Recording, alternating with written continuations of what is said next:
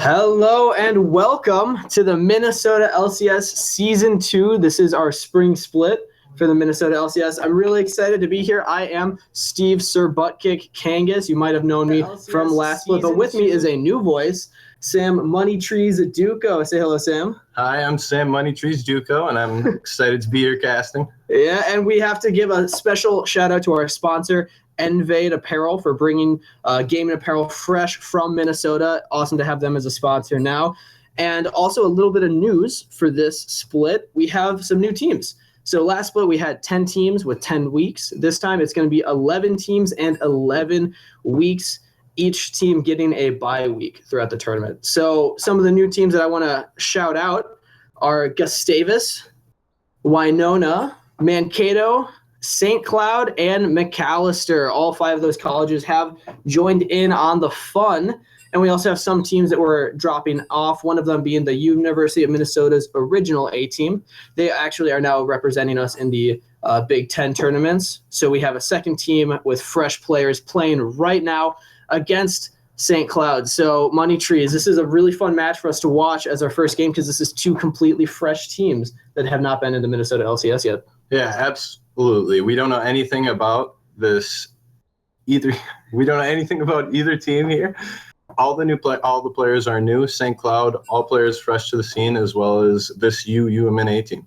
Yeah, and the Minnesota A team got a big shoes to fill as the last A team took the tournament kind of by storm. I mean, they went very well throughout the week, so at the normal split, performed incredibly well in the playoffs and took the championship. So we'll see if the new A team is able to fill in those very, very big shoes. Now, what I want to talk about a little bit here is, since this is the first week of the split, we don't really know much about these players.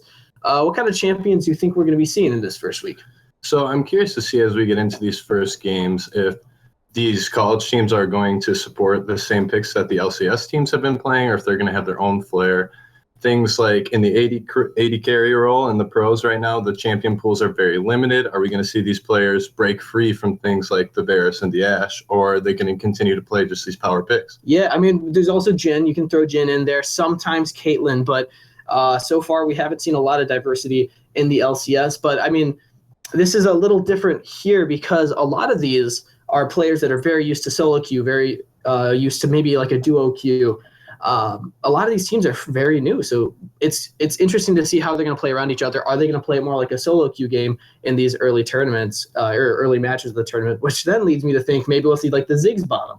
Maybe we'll see more strangeness around the maps, and the support top have the carry brand bottom, things like that.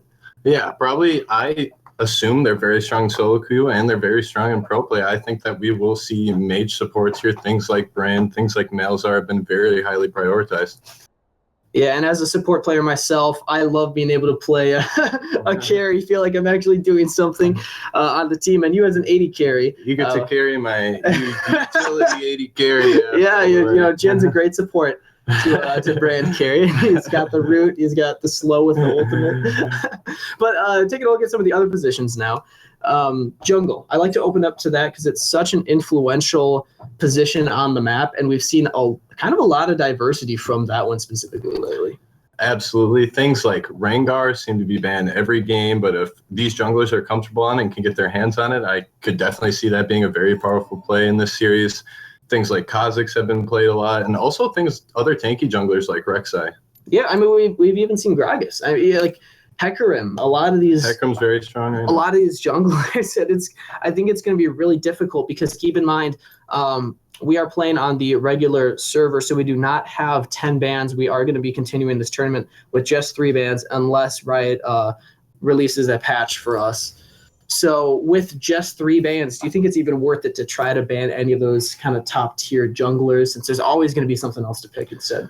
Quite possibly, and I don't know what these guys' strategies are coming in. Maybe they did research on the opposing team. Maybe they know who they want to target ban, who these players like to play a lot. I'm curious to see if we'll just be getting more target bans or if they're just going to ban the power picks like LeBlanc or Rengar. Yeah, I think that this is going to be really fun to see maybe what some of the coaches are able to do. A lot of these teams, they have coaches that are very inexperienced, but they're just trying it out. So that's really going to fall upon them to figure out, talk to the team, see what they can play, see what they're comfortable with, whatever counter picks they can come up with, flex picks. A lot of that's coming down onto the coaches. So I'm excited to see this pick and ban phase from these two brand new teams, because not only is it going to be a treat to watch them for the first time, but also just kind of watch how they want to draft. Are they going to play around top lane? Are they going to give Berga the carry? Are they going to play around maybe their 80 carry, go something wildly different than what's in the meta right now? Absolutely. Consistently, we seem to be seeing a lot of only carry mid laners, a lot of very tanky top laners, and more damaging supports leads the AD carry role to be more of a utility-focused role. So, yeah, maybe these teams will like to break free from that mold, to do something different than all the LCS teams have been doing. Exactly. And we're getting some chat here talking about Descent from the side of St. Cloud. They're not all matching summoner icons. Come on. Where's the team's energy? They're already falling apart. On the side of UMN 18, they got 3 wolves. Manslice is a really cool one, though. Yeah, true. And getting into the game a little further in depth with this discussion we're just having about the lanes. Let's go into another lane here. You already mentioned it, mid lane. We're seeing a lot of the carries put there. We've seen kind of a fall off from the tankier mid laners. Vladimir was very popular for a while. Haven't seen as much of him now. What do you think that's going to look like here?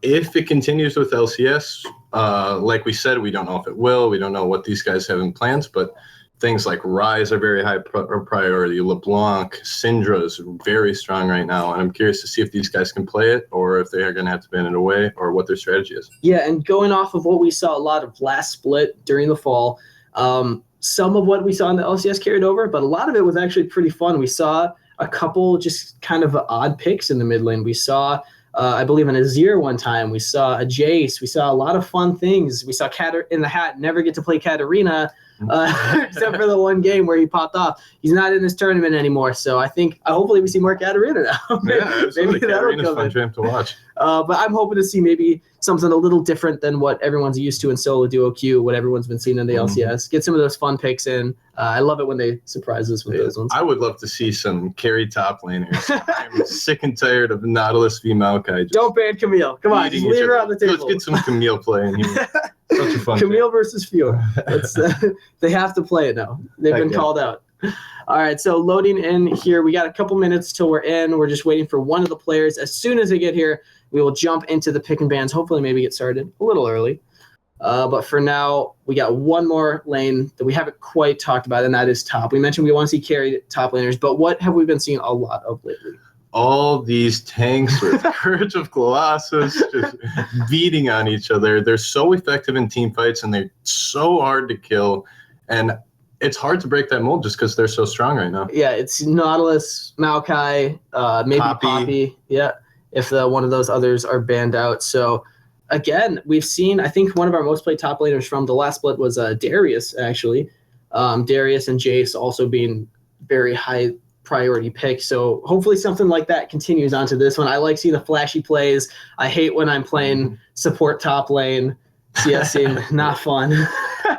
But, I mean, the excitement is why we do this. And I just, we actually do see here on the side of UMN A team, the matching summoner icons. The team synergy is real. Is St. Cloud going to join in? St. Cloud's answering. We have one rebel. Two. Okay, well, we'll see if they're finally able to clean that up before the end, as it seems like they're just trying to get in the correct position, make sure that they all are top, jungle, mid, bot lane, and then, of course, support.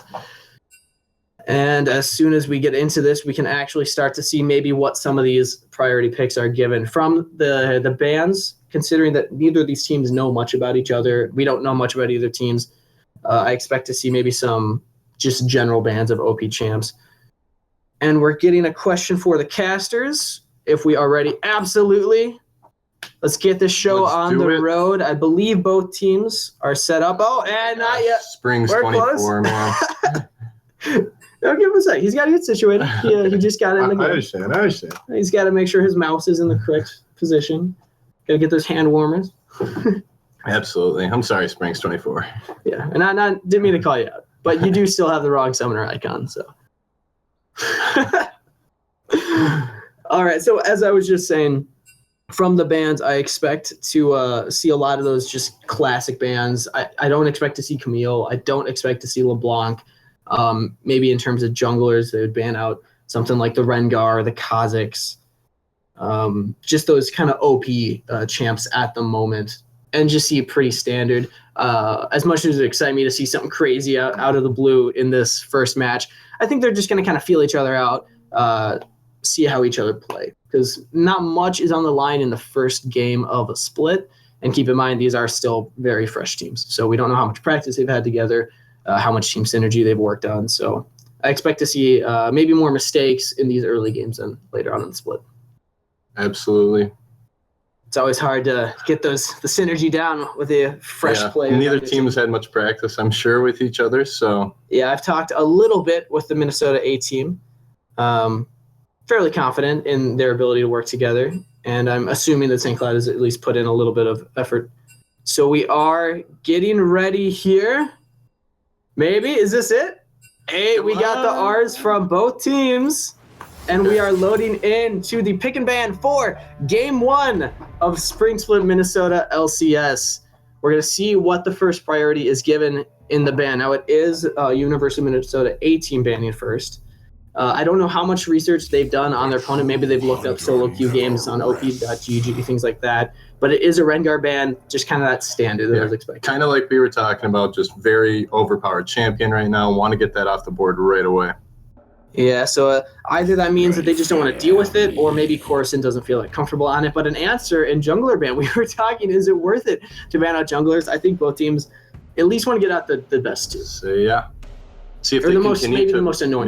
Maybe they'll continue to pinch this jungle pool, but I'm curious to see what the remaining bans are. We talked about things like LeBlanc, Rise, interesting choice there. Not typically one of the top priorities when it comes to ban, but there's a lot he can bring to a team. So I definitely respect it. Absolutely, I respect the ban. Rise very strong right now. If the game goes into past 40 minutes, it's just very difficult to deal with that champion, especially once they start whittling the base away. But an 80 carry ban.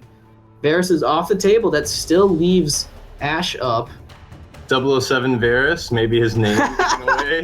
Maybe. I don't know. Oh, it's a new cat in the hat. But again, Varus is kind of considered, him and Ashe, maybe the best 280 carries right now. So pinching that pool a bit. I'm still waiting for Corki. Corki's on the rise. He's in the mid lane. He'll rotate down. I know he will. We'll get Lucian back. Maybe that's a target ban. Renekton's a little bit strange. Renekton is an interesting choice. He's seen some success, but and the Camille ban, they had to do it. There's really no other choice. If they give up Camille, that's incredibly difficult to deal with. Camille support, even seeing success in the LCS. So it's a flex pick now. Who knew? Champ is really good. You know, if a champ has CC, it's a support. Yep. Yeah. Anything that can damage more than the 80 carry. Xinjiao, Yasuo. And now we are seeing the first pick coming out here from top lane. Keep in mind, they could pick a different lane's position. They don't have to pick in order. A lot of these teams hopefully will share some champion pool so that they can have that strategy. But that's another thing to note. In these tournaments, they might not have access to every champion. And it is Vi picked up first. Very strong solo queue champion. So maybe they are going to go for more of a solo queue flare here.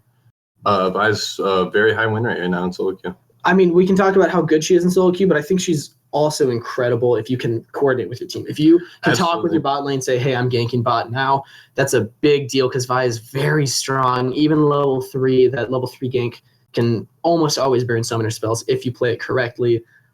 So I'm excited to see what Coruscant is able to do on it. Although, who knows? Maybe it's support. Maybe. This guy, she got CC. It's a support. It's got some CC. But now we see an answer of the Jace from the side of St. Cloud. This is sometimes been considered a flex pick. It's mostly top. It can be played mid. I'm expecting to see a top. It's really strong right now. But we are seeing an opt to, if that does go top, to not pick the tanky support.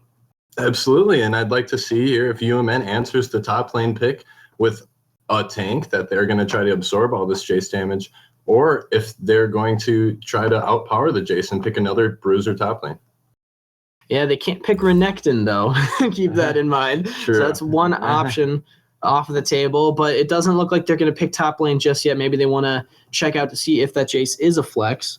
So they're hovering Caitlyn Malzahar. Now I would expect both of these to be bot lane. Malzahar support has been very popular lately, and it is locked in. It could still go mid, but we've seen it a lot more in the bottom lane lately. A lot more as the support role recently. And one thing that we haven't mentioned yet, it was Zach to answer the Vi in the jungle.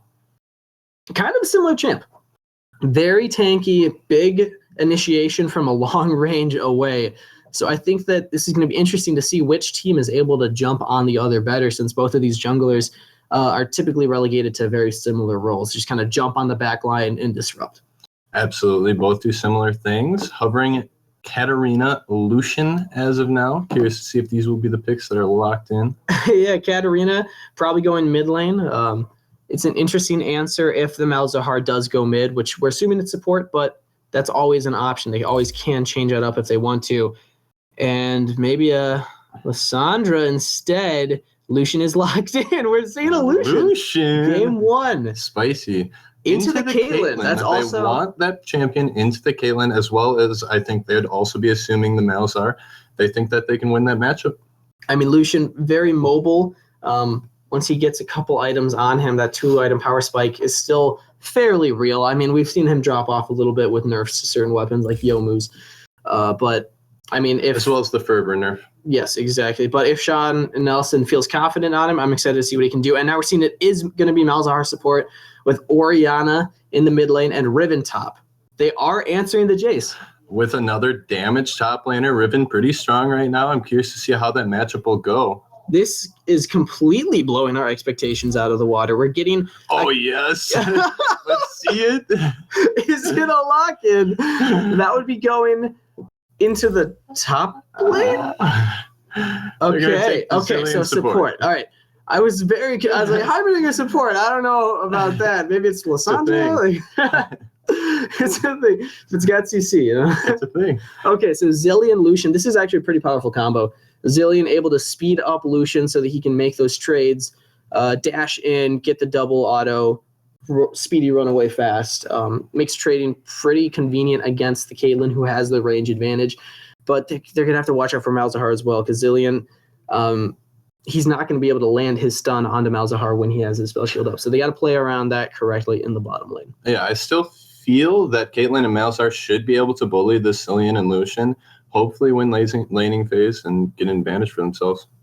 But now we're seeing something really difficult for the side of UMN team. Is Zillion, that pesky ultimate, he's able to just ult the Lucian, ult the Jace, anybody who's getting low and they need for DPS. If Riven jumps on them, Vi jumps on them. So I'm curious to see how that plays into the late game team fights. I actually really like that pick when you have to defend a top laner who's not going to be incredibly tanky. Yeah, and really, after looking at both full comps here, neither side all too tanky. They're both going for much more damage here. Yeah, we got the Zac into the Vi, but even then, both of them can do a lot of damage in the early stages of the game. And we're seeing in the mid lane again, too. Man, we did not do a good job. Hey, we got the Malzahar. We called the Malzahar might be picked. And the Vi. We'll take 2 of them. Yeah, so Orianna very strong in the mid lane, but again, we're expecting maybe more of the LeBlanc or the Syndra, but we're seeing a Lissandra versus Orianna. It's going to be a really interesting matchup there. Both of their ultimates really strong in those team fights. Absolutely. Orianna's ultimate can absolutely change a fight. Lissandra, great at roaming, also taking the TP, assuming that hover stays locked in. And the Orianna will be taking the Ghost. So the side of Jace and Lissandra will have a slight advantage in global pressure. Yeah, definitely in the global pressure, and also in the initiation, I think, because those TP flanks, Lissandra and Orianna are both really good for initiating if they can get their ultimates correct. But having the extra TP on the side of St. Cloud is going to be, I think, in their advantage. Another thing to note here is, Orianna taking the Ghost, very defensive summoner spell, so she has 2 defensive summoner spells. There was a change to Ghost on this last patch. Or 2 aggressive ones. True, true. But Ghost was changed in the last patch to channel and speed up over a period of 2 seconds to the full movement speed, as opposed to just immediate. So it's going to be a little less convenient if you're already it being ganked, but if you can see it coming, it's still very good. Absolutely. And so we have 1 more minute before we are into the game. I always like to ask my fellow caster, overall, we talked about the pros and the cons of each team. So overall, which one do you think came out ahead in this pick and ban phase? I like the ability of St. Cloud. Like you were saying, the Zilean pick looks really good. They can save their carries. Well, in these fights, I'm assuming that they're going to evaporate really quickly just because there's so much damage on each side. Having the ability to bring someone back could really impact these team fights. Yeah, and the double TP for the Zac passive, it's going to be really hard to kill Zac. You're going to have to deal with 2 different teleports from the team. But I am seeing that Flash is on the wrong key on the side of many of these players, equal for both teams. So that usually I'll give it to whoever has Flash on the correct key. But I'm a little disappointed here. Okay, so in all reality, though, right. I also give it to St. Cloud. I really like their choice. They have Zilean to bring people back. They have the double TP to make sure Zac doesn't die. They also have equal, if not more, initiation because of the TP flanks that they can pull off. As long as I think bot lane can stay at least even. I think that's going to be where we see a lot of the snowball happen because Caitlyn outranges Lucian, has the Malzahar, which is a very strong support. I'm just curious to see how Zilean Lucian deals with that. Yeah, absolutely. I feel like this should be a winning lane here for the UMN, and I feel like all the lanes may have, if they can get early pressure in this game, I think UMN will still have a good chance because this game could become very snowbally with all these champs, so much damage involved in this game. Whichever team gets ahead, if they play it well, they should be able to really escalate their lead. Yeah, maybe we'll see cheese. I hope we see a cheese, man. Top 10 best things that can happen in League is a level 1 5v5. Give a kill to somebody. Whoever gets first blood immediately wins lane. It's always fun when it's a support. Say, hey, I got a ruby crystal, guys. And now we are loading into the game. So once again, for the side of the University of Minnesota A team, MNLCS on support, 007 Varus 80 carry, Chichinger in the mid with Corson jungle and Burning Case top lane. On the side of St. Cloud, use 80 carry as bait is his word. I don't even know Genius his name. Sean Nelson 80 carry, Springs 24 mid, Burga jungle, and Combre in the top lane. We are going to be loading in here real quick. Just the last couple seconds. Come on. Yeah. One more thing to note. Here, as we're loading into the game, is the rank of the players on each team. Now, these are universities competing against each other, so the level of experience from each player can vary a lot more than we see in other professional tournaments. So we're seeing that the side of the UMN A team, on average, has higher ranked players. Do you think that that's going to have a major impact on the game? It could potentially. I mean, these guys are higher ranked. However, this is still very early in the season. I don't know what these guys' ranks were last season. Maybe St. Cloud was much higher than they are right now. Yeah, it could be. Or maybe they've just been putting in the hours in Season 7. You never know. But here we are. We got a couple members in the top jungle scouting it out. We're not getting the 5v5. A little disappointed. Come on. I love seeing 5v5s early in the game. I like it when teams group up early, trying to get some kind of advantage level 1. Yeah, that's especially in the bot lane. Even as a support, if you like MNLCS, he took Spell Thief's Edge. One of my favorite things is just get 27 gold before going back to lane. Just get an ability on somebody. If you can get those procs over time, you'll get a slight advantage. But both teams taking it safe. Yeah, both teams are very tentative right now. Not even going for too many wars. Just kind of hanging out. Yeah, it looks like it's going to be a pretty slow start to Minnesota LCS. I was hoping for the 5v5, but. This is looking for the firepower. I was looking for it. But I like that each of these teams taking this seriously, saying, you know what, we're just going to play it safe, not try to cheese too much. We're going to respect the other teams. And look at that Snow Day Malzahar skin. As all the snow is melted outside. Beautiful. I didn't notice who had more skins as well, but top lane, ooh, he's in the bush. For the early trade.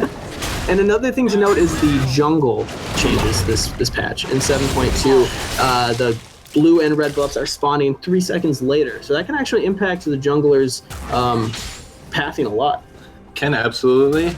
Takes clearing a little bit longer. Also with, the previous changes to the Raptor camp and the Krugs also this season. Just jungling in general takes a lot longer. Yeah, it makes it more difficult for the AD carry and support to give a good leash because they got to get back to lane to get the XP from all their minions. And now we're seeing actually UMN A team definitely going to be hitting level 2 first here. They're getting aggressive on Sean Nelson. He's taking a little bit of trade. Great trade here for UMN. He's 80 carry as Bait is living up to his name. And already a gank in the mid. Ooh, flash burned from Chichinger. But nice in the early meantime, gank from the Zek there. They already got the flash. Curious to see if we'll see him revisit that lane in the near future, trying to get more for what he already got. yeah, I love that packing. You get the buff, you get level 2, and you immediately go pressure a lane. This could potentially put Springs 24 ahead of Chichinger. He's able to be a little more aggressive. He can play around his jungle a little more. Because the next gank, I mean, Ghost, like we already said, it's going to take longer to channel, so maybe they can get something more for that. And as we were saying in the pregame, we think that this UMN bot lane is going to have the pressure early game, and they are pushing this constantly into turret. Caitlyn already has a 9 CS lead. Already, yeah, the CS is incredible to watch here, especially from the junglers. Corson being able to clear a lot of his jungle already, coming ahead, and now some trade top.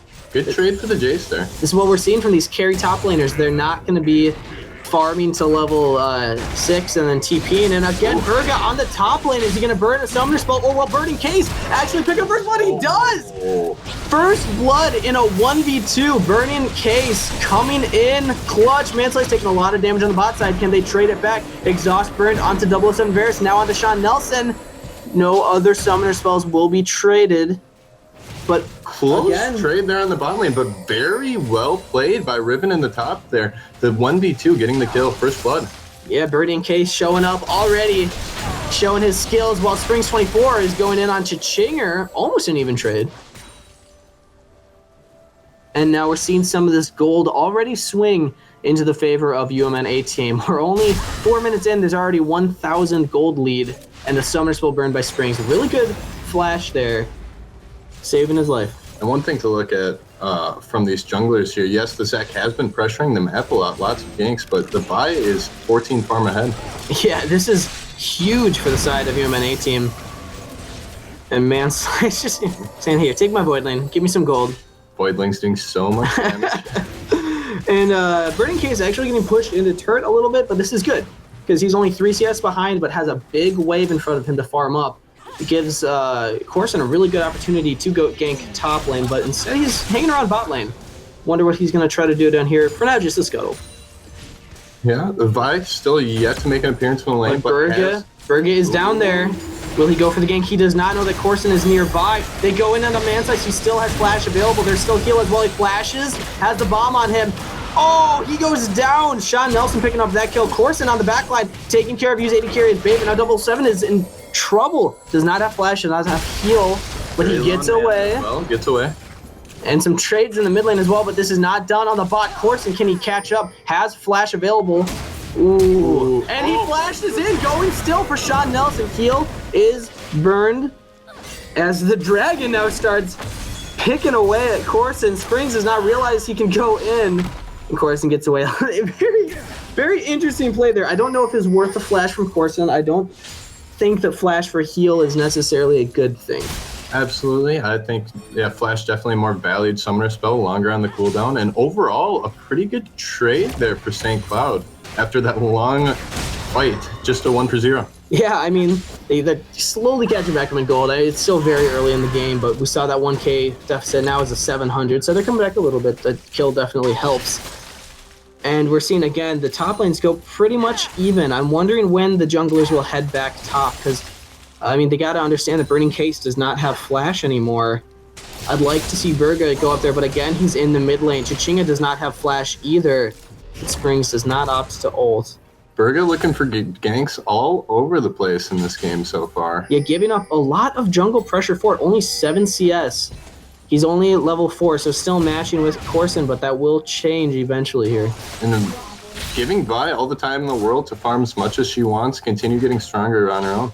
Yeah, she's already backed, picked up a Sheen. That's a lot of damage that she can put out now in the gank. If she chooses to go bot lane where they know there are 0 sums, that could be huge for the University of Minnesota A team. And it looks like she is heading down that direction. She's farming up a little bit of bot. Maybe they can pressure drag. Absolutely getting pressure on this dragon. And yeah, I'm curious to see where this Vi continues her path. Still has not made many appearances in the lane. And yes, she does have the CS advantage, but I'd like to see her try to get her other lanes ahead. Yeah, now we're noticing that Berga is on the top side, but unfortunately Burning Case is not anymore, so he's just going to be farming up some of his jungle. It seems like both teams are opting to play slightly more passive now. You know, they said, look, we saw what each other are capable of, and now we'll just, we'll wait a little bit. We'll wait we'll wait for a better pick. But neither team looking to give that pick up either, as Corson comes down bot yet again. Not in a great position for the wave for him to come in. Level 6s and 7s starting to come up here. He is opting for a lane gank, but it is warded, so they'll see it coming in. Manslice takes some poke. Looked like he may have gotten some good return damage on the support, however, with the Voidlings. Yeah, it looks like it was overall a pretty even trade. Again, not much flashy things happening. Corson wasting a lot of time bot side, though, allowing Berga to get some more of that farm. I think it might have been a visual glitch we were seeing earlier with the 7 CS, as now it's jumped up to 23. Okay. So let's give him a little more credit. He's showing up and getting a little bit of farm. Yeah, and also impacting the lane slightly more. He has that assist over Corson, which will make up for a little bit of the CS deficit. But now, 007 Varus solo trading damage against AD Carry as bait, while Manslice is pressuring Drag. They pick it up. Great net in return of damage there from 007 Varus. Yeah, proving that he can handle the 1v2 by himself as Manslice roams around the map, gets vision in important places. But now, Burning Case going in on the Combre. So much damage. Combre is able to juke away slowly, actually flashes the wall. Very difficult flash to land. And you saw Burning Case actually didn't realize he went that way. He thought he went into the bush. Yep. That's an incredibly hard flash to pull off, as you have to be directly against a wall. So props to Combre, but also, I mean, you kind of let it happen. You let the Riven back and get 2 extra longswords on you. Absolutely. Riven bullying this Jace out of lane. Going well for the UMN Gophers from the top lane so far. Yeah, we saw originally CS was pretty much even, but now Burning Case coming ahead a lot. Same with the jungler, but now Springs 27 picking up blue buff. That'll help him a lot in lane, as he is the only laner ahead right now. Zach not needing much mana here. Offers the blue buff up to his mid laner, and Vi will do the same. Yeah, it's a little more impactful on the side of St. Cloud, because you mentioned Berga does not need any mana. The cooldown reduction can be nice, but it's definitely more important for Springs to get it against Chichinger than for Berga to get it against Corson. Absolutely. And now we see actually Springs coming down, has ultimate available. Does he use it on 007 Varus? He does, as the Lucian ulti comes in, as Zach Berga jumps in. That's a double kill over to the side of St. Cloud in a beautiful rotation from mid lane. Great collapse there, 4 coming down mid lane, as well as the jump in from Zach. Gets Lucian a double kill, and he will look to get much stronger and maybe even pick up this first turret here. And this is what we were talking about, that they should have been doing earlier. I mean, there were no sums on the bot side, but they actually rotated bot when there were sums up and still pulled it off. So that's really well played on the side of St. Cloud to be able to get that engage and chain the CC in a really good way. Absolutely, and they will pick up that first turret. Looking to give solo gold to the Lucian after he got that double kill. He will be coming back to lane very strong. And we already mentioned a Caitlyn can really bully out a Lucian in lane just because of that extra range. But, I mean, Sean Nelson doing a really good job of, even though he's behind in CS, he's still getting kills. He's still getting assists. They're playing around him a lot more than UMN 18 is playing around 007. Yeah, 007 did get that good advantage early, but was just really taken away by that great collapse by St. Cloud. Ghost is on. Yeah, and we see an engage potentially in the mid lane, but Berga jumping back in onto Chinger, decides he doesn't want it, flashes away.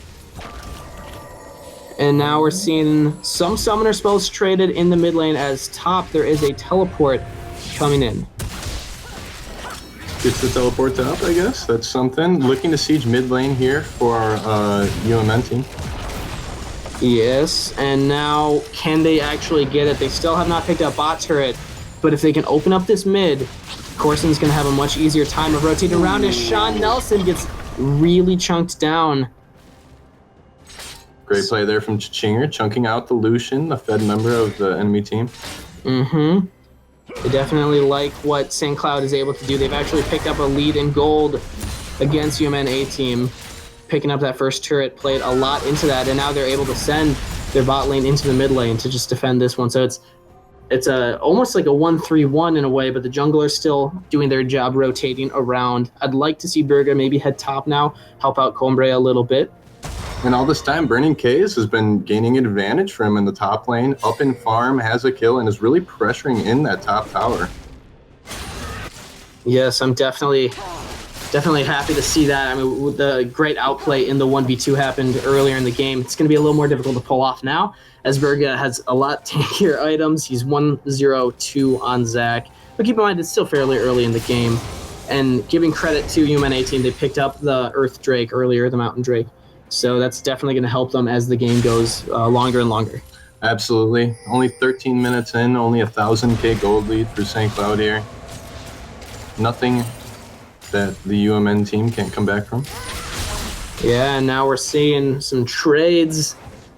I want the fights, though. I want the fights, too, man. That mid turret will go down eventually, as long as they just keep pressuring. They have the Caitlyn with the traps. It's going to be difficult for St. Cloud to jump on them. And also her range makes sieging turrets pretty nice. Typically, you want to siege those turrets once you get the rapid fire. It just makes it slightly easier, but they did send her bot lane to pick up that farm. Maybe even get the bot turret now.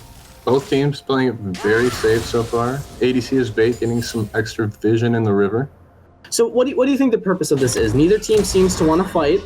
Do you think that they both should just be content to farm, or do you think one of them needs to initiate, needs to push something here?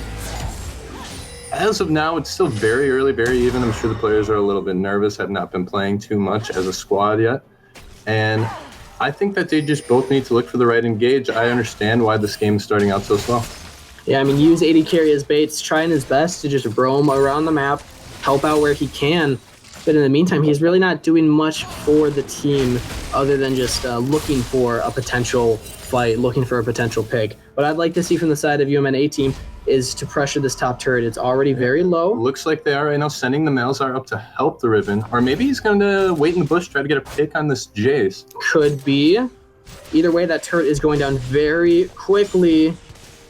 Burning Case might actually be able to pick it up, dodging the damage from Combre. And all of Burning K's hard work in the top lane, pressuring that in constantly, finally pays off. He gets the turret. MNLCS choosing to back. So it's not going to be a pick up top, but still advantage Burning Case. If you can push in that wave, maybe they can look to take Rift Herald. Absolutely. Maybe they can look to take Rift Herald. Maybe. Oh, Burning Case going back in, doing so much damage. And Combre forced to flash away. Can he get away, though, as a fight breaks out in the mid lane? Springs going down to Corson, but now he's under turret. Is he going to take too much? One more shot. It doesn't land. He gets away. Great Q out there from the buy. And they get away unscathed after the pick on the mid lane. Burning Case might have bit off a little more than he can chew, but he does dodge. Bates, Zach's coming in too now on that, but the whole time UMN's just looking to take this mid tower. If Burning Case can just distract him for long enough, he gets away. And this turret looks to be going down. They're going to get the mid tower for it. They lost first turret blood, but they are absolutely controlling the map pressure right now. Getting bot turret on the side of St. Cloud really hasn't helped them take any objectives after that, as UMN team are looking to take a drag and probably just rotate bot. Yeah, immediately rotating to the drag after the tower, looking to continue to push their advantages. And looks like they're going to get it for completely free. Yeah, it was warded, but not a lot of response. But now they are there. Sean Nelson ults in. Springs 24, but now the counter initiation. The damage is going through onto Chichinger. But Nelson, or Springs rather, is the one to take the damage, but he returns it just as much as Berga jumps in. 777 Bear so low. Flashes burned from almost every member. They are chasing this. Can they get anything more? Looks like not. And for a moment, that looked incredible for the University of Minnesota 18. But now it might not. Try to get Berga again. Oh! And Combre with the snipe. Combre sniper gang. 007 Barretts. Not too happy about that one.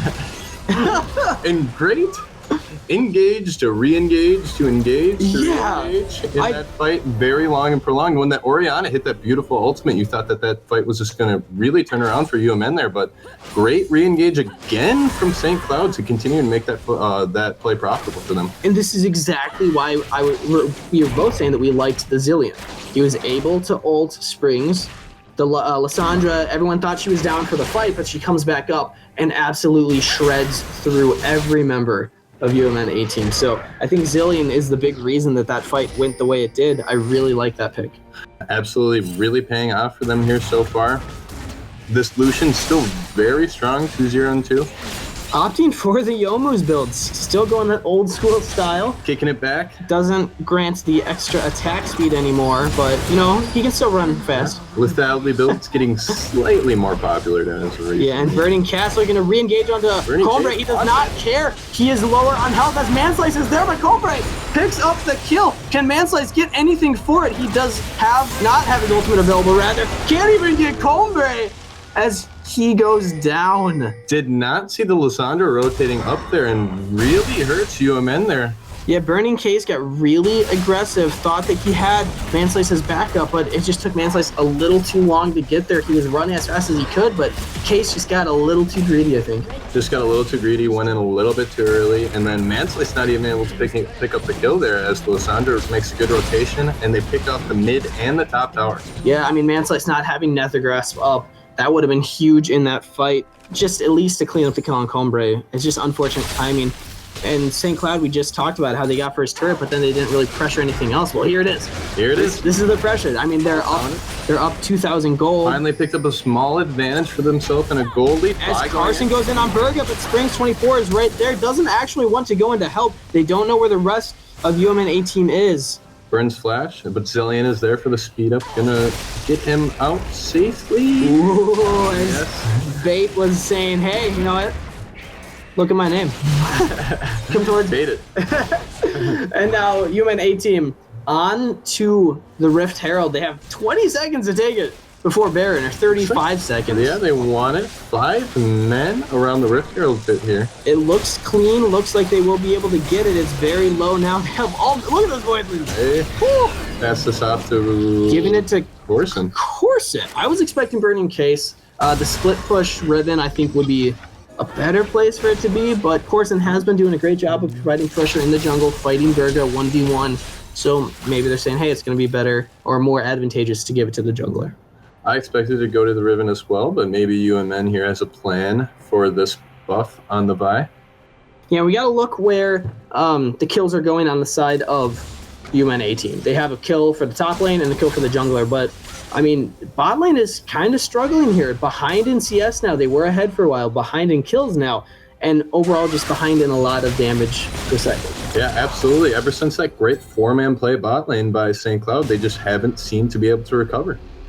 I know. I mean, Sean Nelson, we were talking about how it made sense he was getting bullied out of lane. It made sense he was behind in farm, but at least he was getting the kills he needed. Well, he's got to be feeling really confident in the Lucian pick. I doubted it at the beginning, but he's definitely proving me wrong here. Sean Nelson bringing his game out. The Lucian man. Lucian main. And we're seeing UMN A team still pressuring mid. They have all 5 groups. Again, I would have liked to see Rift Herald used a little smarter. Use 80 carry as bait. Gets initiated by Corson. Will he waste his ultimate on himself? He doesn't. Goes down. He knew he was dead anyway. And a great pick for UMN A team. Decides to accept death there instead of using the ultimate. And very, very great play by the UMN team. Really not hesitating at all. As soon as Caitlyn All is on them, they're full committed to the play. And now they're maybe looking to the Baron area. Or potentially Combray. He's very far forward. Does not have TP available quite yet. He is backing. I'm not sure if they'll be able to make it in time. I don't think they're going to get there. And they don't spot him. He is safe. Oh! Close. Very close, but a lot of time wasted from UMN A team. This is a great rotation from Springs, heading directly by, going to clear out that wave, deny so much CS, and get decent damage on that turret as well. There's a massive wave at the bot lane. And again, rushing to pick up that farm. 4 members actually of UMNA team are bot side. They don't need that many there. They got to put pressure on the map. They got to go elsewhere. As Sean Nelson might be getting caught out. MNLCS flashes in. Does he have the nether grass? He lands it, but use AD carry as bait is there for the ultimate. He uses it onto Sean Nelson. He's still coming back, but he might be stuck anyway. Has flash available, but he goes down to Varus as Burning Case jumps onto bait. Baited. Mike baited himself, but Cobra picking up the kill on the Burning Case. And this is a 1-for-1 trade. UMNA team might just rotate Dragon. Looking to pick the air Drake. Let's see if St. Cloud wants to fight. And the snipe does not quite come through. That is the 3rd Dragon to UMNA team. They are losing some of these kills, giving up some of that, losing some of the pressure map, but hey, they've taken it back. It's 3-3 turrets. But they're going to win in the late game. They have the Dragons. They can pressure the Elder for Baron trade if it comes down to that. We've seen that happen a lot of times. Yeah, great pickup with the Dragon there, making that trade going from even to favorable. Going to be able to rotate much faster with now 2 Air Dragons. Yeah, and I mean, this is exactly what Zillion was supposed to do. If a squishy is initiated on you, just ult them. They will come back. But unfortunately, Sean Nelson had no really chance of getting out of there. There were too many members. They didn't have enough backup. Berger was too far away to really disrupt the back line like he needs to do. Heads up trap by Varus there, realizing that the ultimate was on. Mm-hmm. And now we're seeing some vision wars around Baron potentially.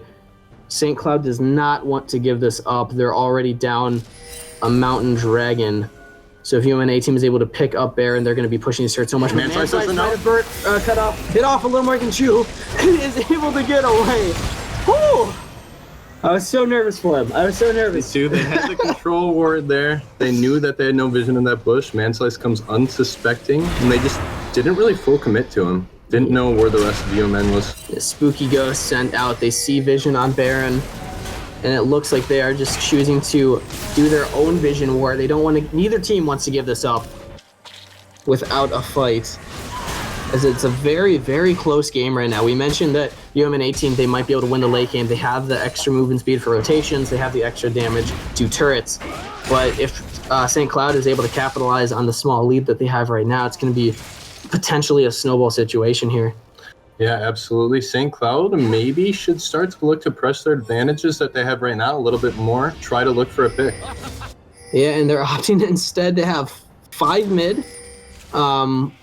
I'm curious why they don't send Combre into a side lane. He has TP to get back. Jackson He is actually going in for the team fight. The initiation from Berga is on. Chichinga is the first to fall as Combre taking a lot of return damage. But again, AD carry as bait has that ultimate. He can save any member of his team. Looks like they're taking the pick and rotating towards Baron. And St. Cloud finds the pick there. Now they have good vision of this Baron area. They can either bait this or try to burst it down. There are a lot of wards from the side of UMNA team. They're choosing to push out mid. They're saying, hey, we're still in a position to stop the Baron if you go for it. But in the meantime, we're actually going to get some map pressure. This is really well played by A-team. Very smart by the A-team here. And look at that, UMN not really going to get any St. Cloud not really going to get any full advantage from that. Only the kill is they just have to go answer the mid lane push. Yeah, I would have liked to see maybe take the kill and get somebody to sweep for wards. I mean, AD carry as bait. Maybe he just didn't have anything to sweep for at the moment. But definitely the vision control from UMNA team around Baron let them pull off that play, even though they were behind one player. Absolutely. That's a message to all the players out there. Ward, it's important. It is important. And again, still just kind of dancing. It's a dance, you know? They're kind of tiptoeing back and forth. Tipping and jiving. Seeing what each other are going to do. Trying to make these picks and then make the plays happen afterward, but neither team really looking to fully commit to a play. Yeah, both teams now just trying to get pressure in these lanes, and pressure in these lanes is important, so if either team ever does get an advantage from one of these fights, they can actually get something for it. Yeah, and I'd like to credit A-team for doing a really good job pushing these waves out. I mean, as Combra is heading top, this is not when they want to have him separated from the team. He does have TP, but I mean, UMN A-team already pushed out some of their lanes. Now they're looking to fight, whereas St. Cloud is opting to push out just mid and then push out the side lanes afterwards. They could be getting in behind them here in the mid lane. And now we're seeing Springs 24. He is able to get away. It's very hard to jump on Alessandro when they have vision of you. UMN looking for a fight here. Ultimate comes down, lands onto 2 members, Springs 24, has his ultimate, but he goes down. But Zillion's ultimate is saving him. It is a 1-for-0. Ultimate comes in from Springs as Berga initiates onto Chichinger. He's taking a lot of damage, but can Sean Nelson get in there to make it count? Burning Case jumps onto the backline as Berga is taking down Chichinger. Burning Case is the next to fall. That is a 3-for-0 on the side of St. Cloud. And it's right in the Baron area. They could look to take this right after the fight, and it looks like they're starting it. Yeah, the UMN 18 did not look like they had a cohesive unit there. They didn't know if they wanted to go in or pull back, but Combre taking a lot of damage from this. UMN 18 might be able to contest. There's a lot of damage. Just giving it up. Giving it up. Berga very low. Oh, wow. I mean, if they could have seen their health bars, maybe that had the decisions, but they're just deciding to give it up. Baron finally goes down. We saw so much pressure put on the top side from both teams, constantly warding, constantly just tiptoeing around it. And finally, the St. Cloud team, they find their pick. They get 1, and then they initiate, and they get 2 more. Yeah, UMN really looked like they were just needed their pick. They needed something to happen, and all their patience that they'd saved up just kind of, they lost it for a moment, and they paid for it. Yeah, and I mean, we mentioned earlier at the beginning, Burning Case getting solo first blood in a 1v2 on the top lane. Well, it really hasn't snowballed him anywhere. He's now 1-4. I think that they were expecting a lot of play around topside, expecting him to win lane, expecting him to come back with more items and be able to pressure more. But Combre doing a really good job of just keeping the lane even, not trying to get ahead, but just making sure that Burning Case doesn't get out of control. And now they're looking to actually take drag. They have Baron buff, but instead choose to get an objective. And yeah, they take the air drake pretty free there. Gonna try to match UMN's rotations. Yeah, I would have liked to see maybe just get some vision around Dragon and then push out a lane. They've already wasted a lot of their Baron buff right now, so they don't have that much time left to push in here. Baron about a third of the way gone. They got 4 in the mid lane, and they're sending the Jace to the top. Let's see how UMN answers this. Yeah, Combre going to be able to push this wave directly into turret. As a Jace, he can push pretty hard, especially with the Baron buff. UMN A team's going to have to answer that with somebody. I think they send Burning Case. He's behind, but he's still the best option for the 1v1 against the Jace. I agree. I think that they should send Burning Case, and it looks like that's what they're doing. Yeah, it looks like Burning Case is going to make his way up there and sit with a 4v4 in the mid lane. Yeah, what I'm curious about is the build coming in from Combre. We see a Negaton Cloak along with the Chainmail, which makes me think maybe it's a Raw Portal, but actually in the meantime, he's initiating onto Burning Case. I was wrong. He is not the one to send into the 1v1 as Combre confidently takes him under his own turret. Combre absolutely destroys Burning Case. They're in a fight breaking out in the mid lane. Ooh, Bergen taking a lot of damage. We're going to see if anything comes of it. UMN A losing a man in the top side, but can they pick up anything else for it? As Berga tries to initiate in, but he's taking damage from the turret. Do they have a TP for him? They might not even need it as Sean Nelson jumps onto Bears, has to heal, jump away, still goes down. The fight is still going. Corson and Manslice have no damage to kill the members as Combre is still topside, taking their base apart. St. Cloud coming in, looking confident, looking like a unit, playing the map very well in the later stages of this game. And this Jace pick really paying off for them here in the late game, able to send him up in the top lane, gets a solo kill while pushing all that in, allowing them to get much more than they could if they're on the mid lane. And they're opting to back. They got 2 inhibs, but their bot lane is pushed very far in. They want to pick some of that up. They want to back, get all the items from the gold. And I'm curious to see if Combre does pick up this Zerat portal. It seems as if that's what he's building into. Yeah, that's a curious one to build, but maybe he just wants more pressure in these lanes. Yeah, I mean, that's going to be ridiculous for UMN A team to deal with. All they have to do is drop Zerat portal on the bot side. But no, it was a Guardian Angel. Makes a lot more sense. Makes a lot I was hoping for the Zerat portal. I wanted it. More spicy. Break meta. That's one of my favorite items. But Guardian Angel makes so much more sense. And we're seeing, again, some of these builds coming in here. I mean, Manslice very far behind in gold from Bait with 10 assists. He's able to pick up Redemption. He's able to pick up the Ruby Sightstone, which gives 20% cooldown reduction to his activatables. So that redemption is going to be up all the time. That talisman is going to be up all the time, granting that move speed. And their team fight is just so strong right now. St. Cloud with a pretty large advantage right now, about a 10k gold lead, and they're going to play it smart. They're going to try to keep picking off what they can get here. Yeah, continue to get the turrets, now moving to the bot lane. I mean, it makes sense. You got supers in the mid lane and top lane. Let those lanes push themselves, and then go into the third lane, put pressure there. Because eventually they're going to have to send somebody back to deal with the supers in the base. And when they do, that's when you just take apart the turrets one by one. Yeah, if St. Cloud plays this right, there should really be no way that UMN can hold this tower. And it looks like they might actually even be initiating. They're looking for it. They want it. Can they get in there, though? It is a 5v4, and a great jump from Berga. Instant deletion of Chichinger as they jump onto every member. Manslife's going down. Varus going down. That is a 3-for-0 as St. Cloud pulls the trigger as a team. They say, look, I know that you guys have big shoes to fill, but we're the new kids on the block, yeah. They realize that the rhythm isn't there, and Berga jumps in and capitalizes immediately in this case. And they're diving under turret. Corson taking damage, gets exhausted. He's going down. Can Burning Case 1v5 with the Nexus turrets? See it, Burning Case? Probably not. GG coming out into the chat. Can they get it? Looks Drop like your it's wards pretty for much that. Drop your wards, use your activatables, and that is game. Over to St. Cloud. They looked a little shaky in the early game, but by God, did they clean it up at the end there. Absolutely, and that Jason, that Lucian pick that we were talking about, really paying off there in the end. 6-1-6 as well as 7-1-4 on those champions. I know, this Lucian, not a meta pick at the moment, but showing up huge in those fights. He's doing a really good job dodging skill shots, putting in the damage that he needs to. And I mean, going with the old build, he got Youmu's, he got Black Cleaver.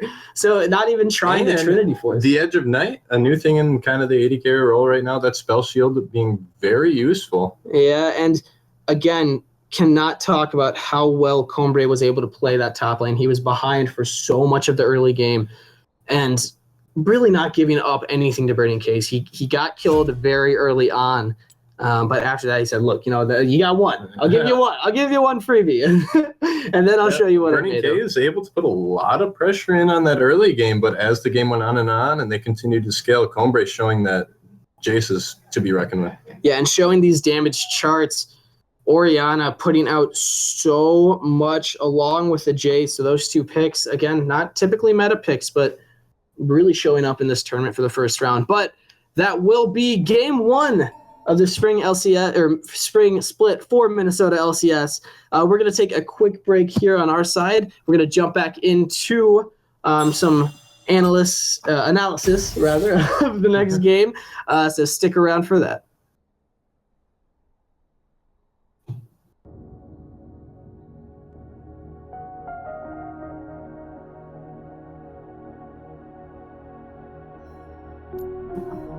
Whew, all right.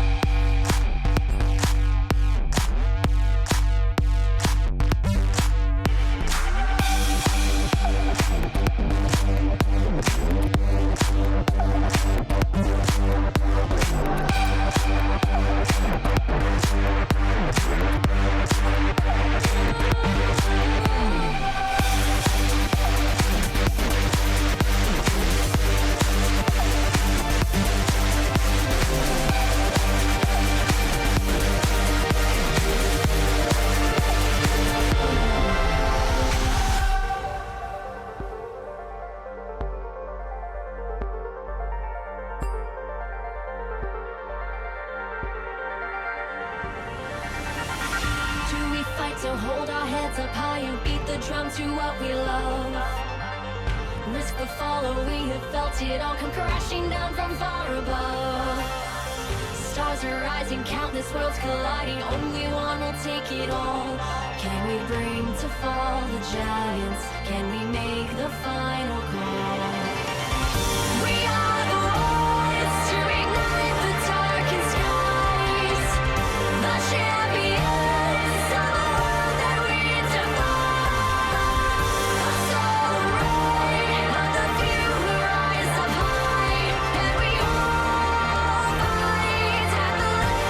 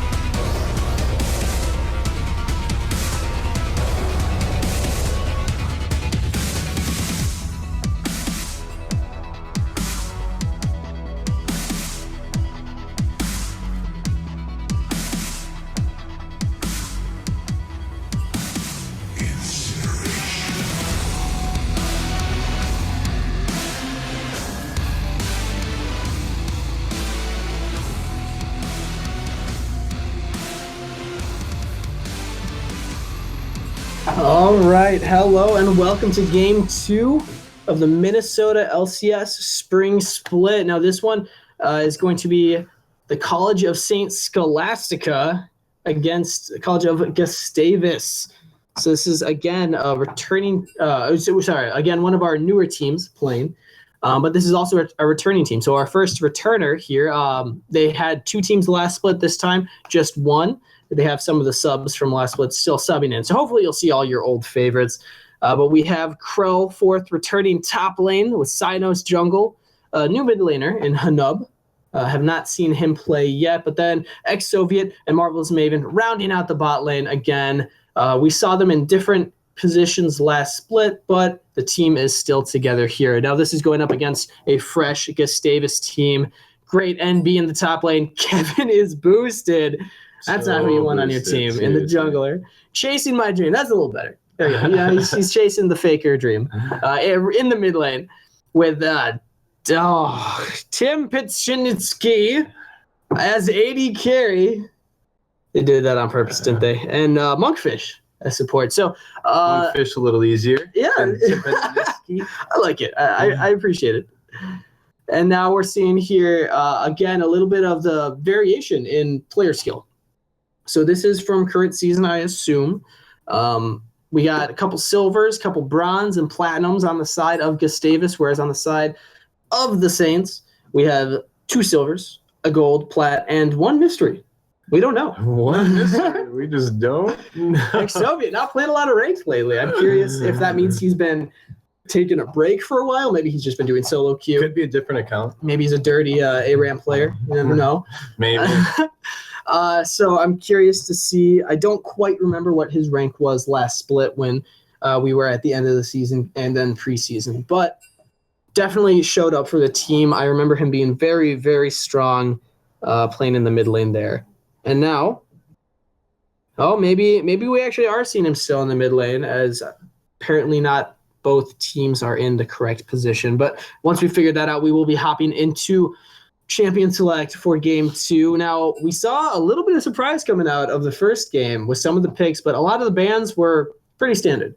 Renekton being the only one that jumps to mind as kind of an odd choice for a ban. Maybe it was a specific comfort champ for the top laner, but he still showed up on Jace. Combre doing a lot of work, so maybe we'll see a little bit of that more here. I like to see the top lane carries. I think they're a lot more flashy, but maybe we're opting more for the tank top lane. What do you think about this one? Absolutely. As we said, we don't know too much about these teams this split, at least. We don't know what they like to play. Hopefully we can. And Tim Pachniski is the top laner, apparently. Tim Pachniski. About to do it dirty. Hopefully we see. I'd like to see the Jace ribbon run it back, but where's my Camille? Just don't ban her out. I don't think we'll see her for quite a while in this tournament. Now already Gustavus having some difficulty getting the correct positions. We'll see as soon as they figure all of that out. All right, and we're just figuring this out here. Sam, what do you think is going to be happening with the 80 carry pick? Do you think we'll see another Lucian? I would highly doubt it. However, like we said, don't know much about these teams. Absolutely, maybe ex-Soviet, if they're in the right position, really likes to play the Lucian, or maybe has his own comfort pick that he likes to play in the bot lane instead of just being a slave to Varus, Ashe, Jhin, and Caitlyn-ish. Maybe that's why they're sending ex-Soviet in the bot lane. No, the mid lane meta is a mid lane point 2. You send the Ziggs. Maybe. Have maybe a LeBlanc of Victor. I know he played a lot of Victor. I'd like to see some Ziggs. That would be very fun, especially coming from a player who was in the mid lane last split. It's pretty comfortable, I would assume, for him to play. And now we're just trying to round out these teams. There we go. We got 5. Makes it. Monkfish as the support, and Chasing My Dream, actually the 80 carry, not the mid lane. So, chasing the dream of, double lift. He's retired. We can't talk about him anymore. He wants to not be named. He's coming back. Marvelous Maven with the TSM icon knows what I'm talking about. Yeah, of course. Dirty CLG fan right here, though. They always start slow. But focusing now on Minnesota LCS, looks like all these teams are close to ready. We're getting the okay from the side of Gustavus. And now we got the side from College of St. Scholastica and the casters as well. So we will be hopping into this pick and ban.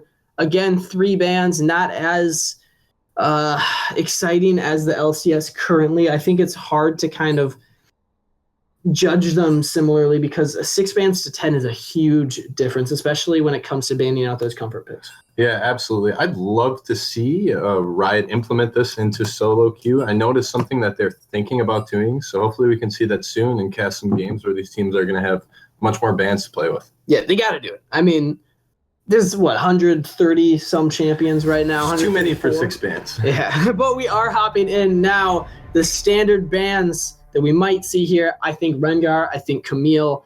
After that, it kind of goes down a little bit in terms of priority. Maybe the Kazakhs again. A Rek'Sai, that is one that's actually interesting to me. I mean, I like the champion. I think she's always been a strong champion. Yeah. There's really never a meta that Rek'Sai is absolute garbage.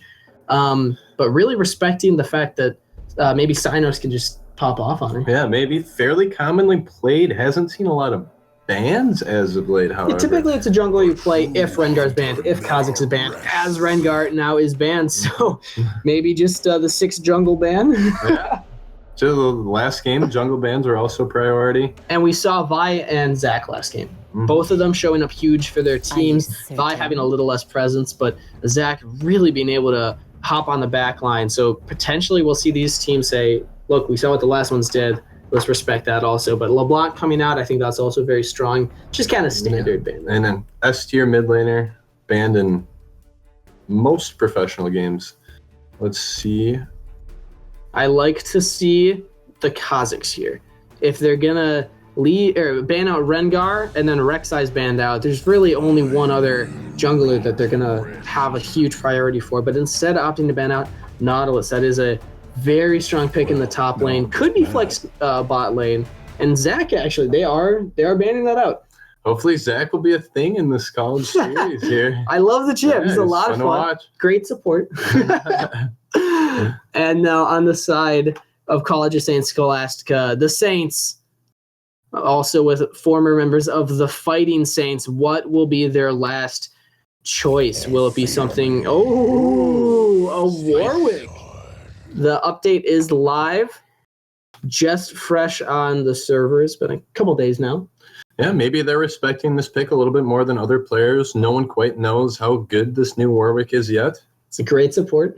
Great support. Now, on the side of Gustavus, they're opting immediately for Maokai. We talked about this before. Nautilus, Maokai, really strong top laners. If one of them is not on the table, popping. Yeah. I think that we might actually have a game like that now.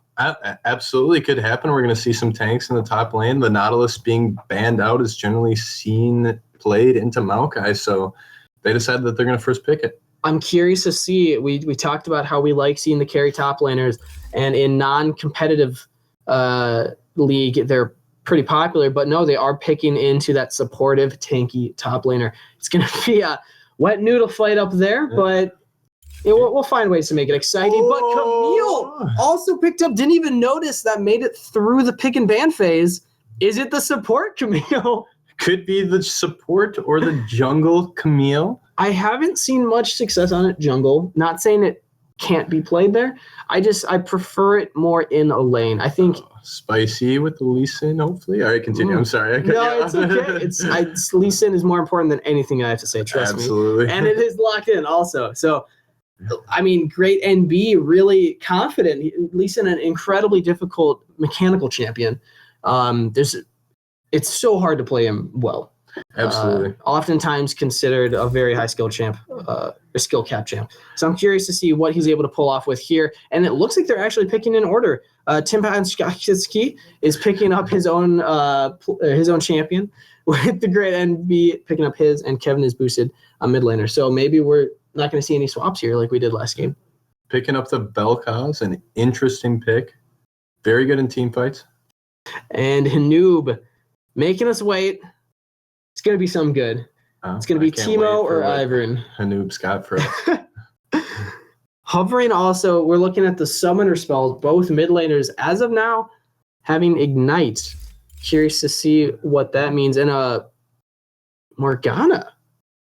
Could be mid lane, could be support. We'll see what they want to do. But yes, it is interesting. Now the Vel'Koz switching to the heal, but Ignite somewhat falling out of favor in the mid lane as recently. Yeah, I'm curious to see if this Morgana is actually going into support, because if it is mid lane, then they are also picking their own champions for their own position. So that's showing that maybe some of these teams, they don't have the same champion pools. A lot of the time that's common.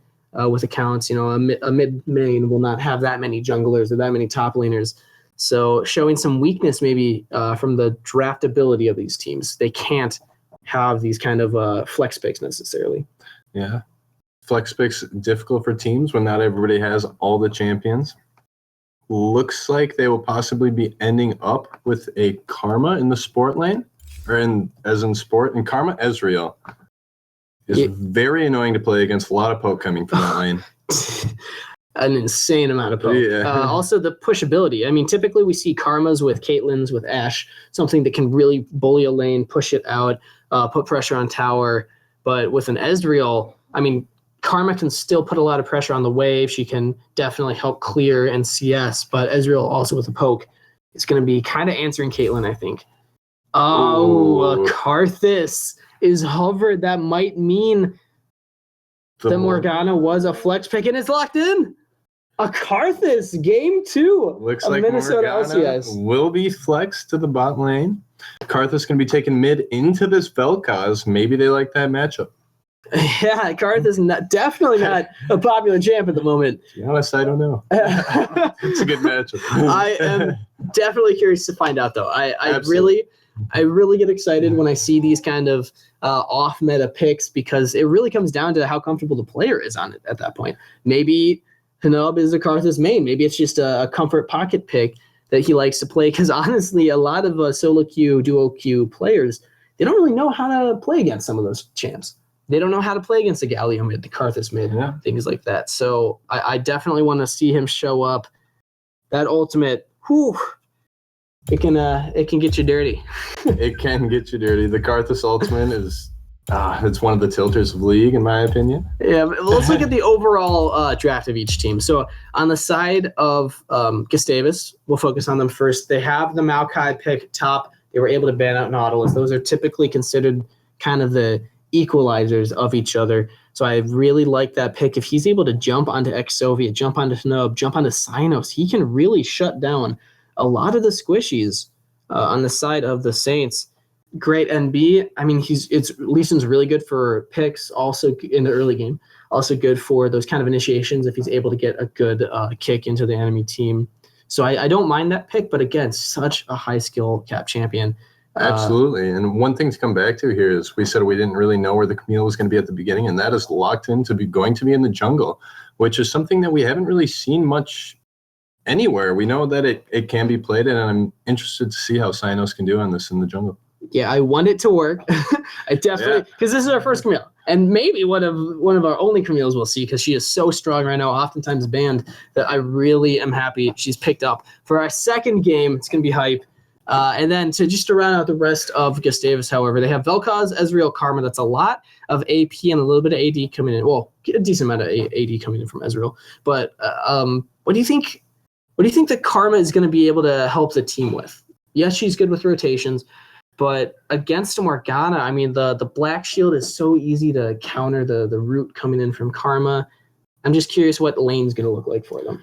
Yeah, it is. It is interesting as this team as a whole. They do have that tank in the top lane, which can engage. They have the Lee Sin, which can engage.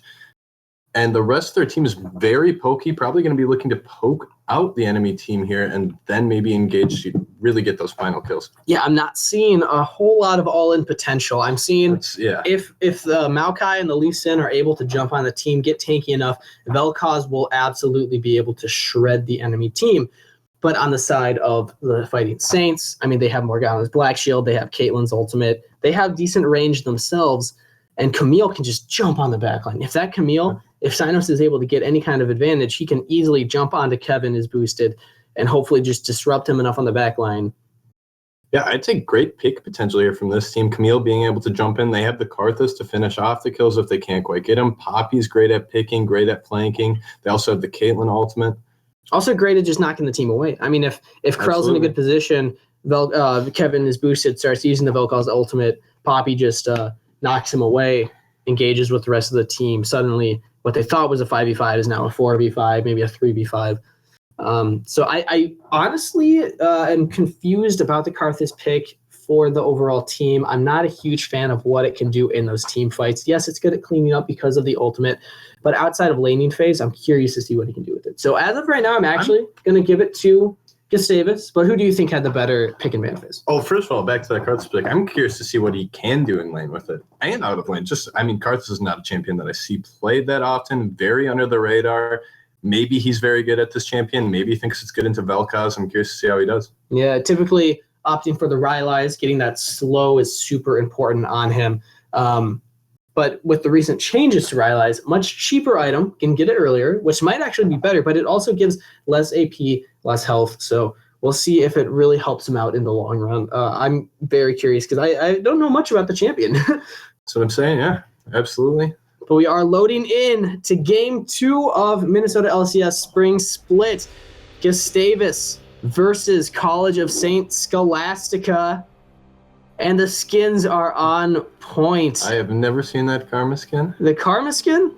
Yes. Almost bought that the other day. You should have gotten it. That looks sick. Tim Pansiniski not having a skin with Sinos and Hanoob, so that's a little disappointing. Maybe they can make it fun. It's not too late. Maokai doesn't need a skin. Well, I mean, tree. obviously he didn't get gold last season because of the championship Maokai. Pretty flashy.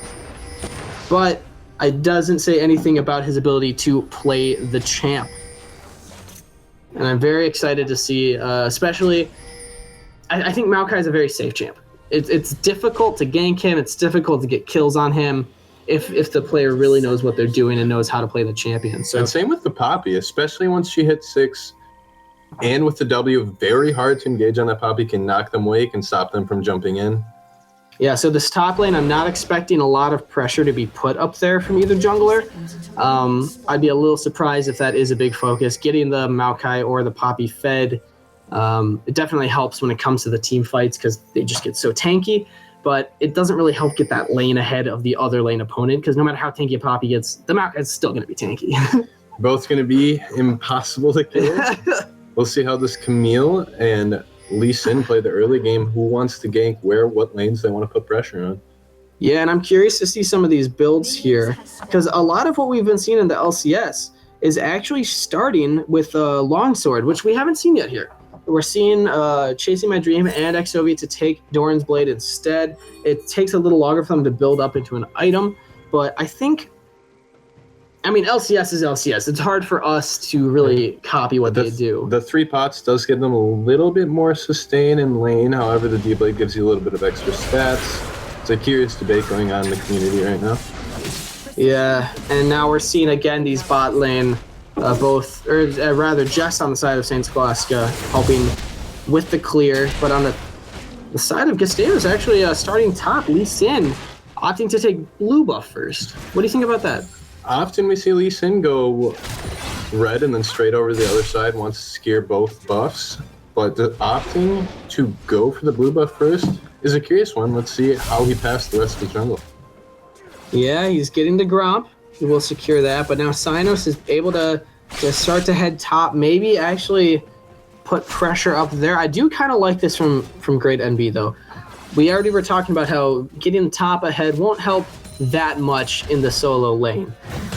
So NV may be looking to get some pressure in this jungle, farm up, get level 3, and then head right down bot. Yeah, at the red buff right now, double buffs. We'll give him the ability to stronger gank. Trading going on in the top lane. Going in on Krell the 4th, but even trade for the most part between both top laners. Big trade, however, coming out from the tanky top laners early. Both chunked very heavily. Not something we typically see from Maokai versus Poppy. No. Typically, they're content to just farm, say, hey, look, I respect you, you respect me, let's just be friends. You know? Until like jungler shows up. And then, every man for himself. But here, bottom lane, they're both level 2 now, but we are seeing Sinos from the top, that Timitachi has to flash away. Can he get away, though? Sinos flashing in. Can he get the damage as Timitachi is able to get his Courage of the Colossus proc, giving him that shield he desperately needed. So overall, a flash for a flash. Yeah, overall well played by Timitachi there. Gets out of it. Well being able to trade the flashes. Gets the Camille flash there. Yes. Excellent play. And I kind of would have preferred Sinos to maybe just take the flash for a flash, back off, say, hey, Krell, I'll come back later. Wasting his own flash, I think is going to give him a lot less pressure if he's trying to gank mid, if he's trying to gank bot. But again, he didn't know Courage proc was up, so... It thought he had the damage, and it just wasn't quite there. Difficult to make that choice in the moment, as Krell and Timpachansky are still looking to trade. Krell does get an early level advantage for Sinos' troubles. Definitely push him under turret. And Timpachansky struggling to get that farm while it is taking damage. And we're looking at some of the CS here. Top is actually the biggest differential. It's not incredible. Ooh, Sinos. Wow. Very low in the jungle. Oftentimes why we don't see Camille in the jungle. She's very strong if she's fed, but being in the jungle, it's just so hard for her to clear her camps fast enough to get the items, get the levels, to really have the same presence. Yeah, we see her almost dying to the Krugs there, but makes it out. And now Timpachinsky. It looks like I will figure out your name one day. the Grey MD is being called off the play, was looking for something top, but Maokai says we can't do it. Yeah, definitely some team communication going on there, saying, hey, look, I appreciate it. The This thought. Poppy can't die right now. Yeah. Or, maybe he's just so confident. Ooh, chasing my dream, getting a nice juke onto the binding from Marvel's Maven. Heal is blown from ex-Soviet. Well played by Chasing My Dream there. I thought it hit him, but he absolutely able to distort away just in time. Great trade. And now Krell, Timpachinsky. They're out for each other's blood. Whew. Can't wait to see as they get tankier and tankier, and don't see these trades even affecting the lane at all. And now we're seeing a little bit of what this bot lane is shaping up to be, but Cynos coming down to help out. They don't have a ward there. He might be able to get in as Krell and Timpachinsky are still fighting topside. Turret shot is there. Monkfish is able to juke around. No summoner spells burned. Cynos with a fairly failed gank on the bot side. Didn't blow summoner. Didn't really provide that much pressure in lane either. Well played by Chasing My Dream and Monkfish. They get out pretty much scot-free. Nothing really blown there. Nothing gained for Cynos. Yeah, Marvelous Maven trying to predict where Monkfish was going to move. That binding is fairly difficult to hit from that kind of range. Maybe a flash binding could have worked, but They do get Ezreal to push off and leave lane early, so maybe he'll lose some of the CS to the turret. we are seeing ex-Soviet with the BF sword against Chasing My Dreams tier. So this bot lane, As well as the call. yeah, this bot lane is in a very interesting position as Chasing My Dream is no longer going to be able to even the DPS from ex-Soviet because of that BF sword. Yeah, the BF sword giving the Caitlyn much more in-combat stats here, but the Ezreal looking to scale with the tier as well as the Cole. Wants to be stronger later instead of now. And now I think, again, we're seeing some of the difference between having a Camille jungle compared to a conventional jungler. She's already about 8 CS behind, but I'll get back to that in a moment as ex-Soviet forced to flash away. Monkfish really doing a good job of pressuring this bot lane. This is what Karma's supposed to do, help clear the waves and just poke down the enemy team. Yeah, well played by Monkfish there, getting very aggressive, blowing the flash of ex-Soviet, and let's see if they call down the Great NB, try to get some jungle pressure onto this flashless Caitlyn. Yeah, he is in lane, and there is a ward there, so side of Saint Scholastica knows what's coming. They're just going to kind of bait it out, let the Great NB waste some time. This is really good for Cynos. He was behind in CS, now he can safely farm. I'd like to see him head into the top lane of Great NB, go to that blue side jungle, pick up some of that since they know that he is bot, but looks like instead opting to just clear his own jungle. Wants to scare his own Krugs. And this mid lane matchup proving slightly difficult for Karthus in the early game. Kevin is Definitely. boosted, having a slight CS advantage, but still pretty even. Yeah, and we're not seeing a lot of flashy plays. We're already 8 minutes into the game and dead even in farm. No lane is significantly ahead of the other one. There's some summoner spells burned from each side. Chasing My Dream, you can tell the frustration. They want something to happen. Camille looks like she's still getting chunked by her own jungle, pretty low just running around there right now. Yeah, she is caught up to the farm of Great NB, but she will be backing now, allowing Great NB to add some more pressure. I want to see maybe some more ward coverage from him, get into the enemy jungle, put those wards down, see where your enemy jungler is, so you can act accordingly on the map. Neither of these teams doing a really good job of deep warding. They have their defensive wards up, but they're not really opting to go beyond that. Level 6s being reached by most members of each team here. Hopefully we see some action coming around. Really no advantage for either side yet. Just a 300 gold lead. Hey, no, don't knock me to go. That's Chasing My Dream actually gets hit by the binding. Marvelous Maven's ultimate comes out, flash away from Monkfish, but ultimate Chasing My Dream as he might be the first blood. Exhaust from ex-Soviet. Monkfish is able to body block Ace in the hole, but the fight is not over as Marvelous Maven. Oh! Ex-Soviet with the snipe. And now more damage coming top lane. Ultimate from Manoob picks up the second kill. There's that card that ultimate we're talking about. As Kevin is boosted now, caught up by Cynos. He looks to be going down. Who did they give the kill to? Ex-Soviet picking up a double kill on the bot lane. That is a 3-for-0. And Hanoob, that ultimate from Karthus, really changing that fight. Absolutely, Karthus being able to pick off the Ezreal there, getting rid of the main damage dealer with that ultimate. Wealthy's still in mid lane. And Ex-Soviet picking up 2 kills, playing that engage really well. That's what's nice about the Karthus pick. You don't have to necessarily roam in order to get global pressure and help out your lanes. And now this is going to be a dragon over to the side of the Fighting Saints. Or Saints, rather. Either one. The Saints picking up more and more advantages here after their one team fight. Now up to 1.6k gold lead as training. Timachinski has a good position on Krell. Krell cannot get away, but Timachinski needs to get rid of that blasting. Oh! Does not get it. That should have been his first priority, is to auto attack that. He had a great spot on Krell with no escape. Cray able to get out with a blasting code. Well played by him. And now what I want to see is a little bit more play from the mid lane. Canoe was able to get caught up in CS, as well as impact bot lane with his ultimate Requiem. But Kevin is boosted, trying to roam, trying to get pressure elsewhere. Not really succeeding that much.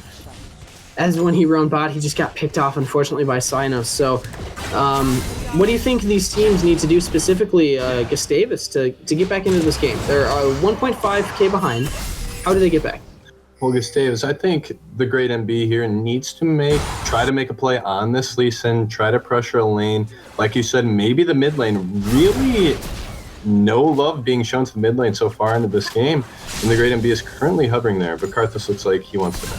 And I mean, we're seeing him with a lot more farm over Cynos, but unfortunately, I mean, Elise Sin is still going to struggle fighting against a Camille. So I don't know how much he really wants to be farming.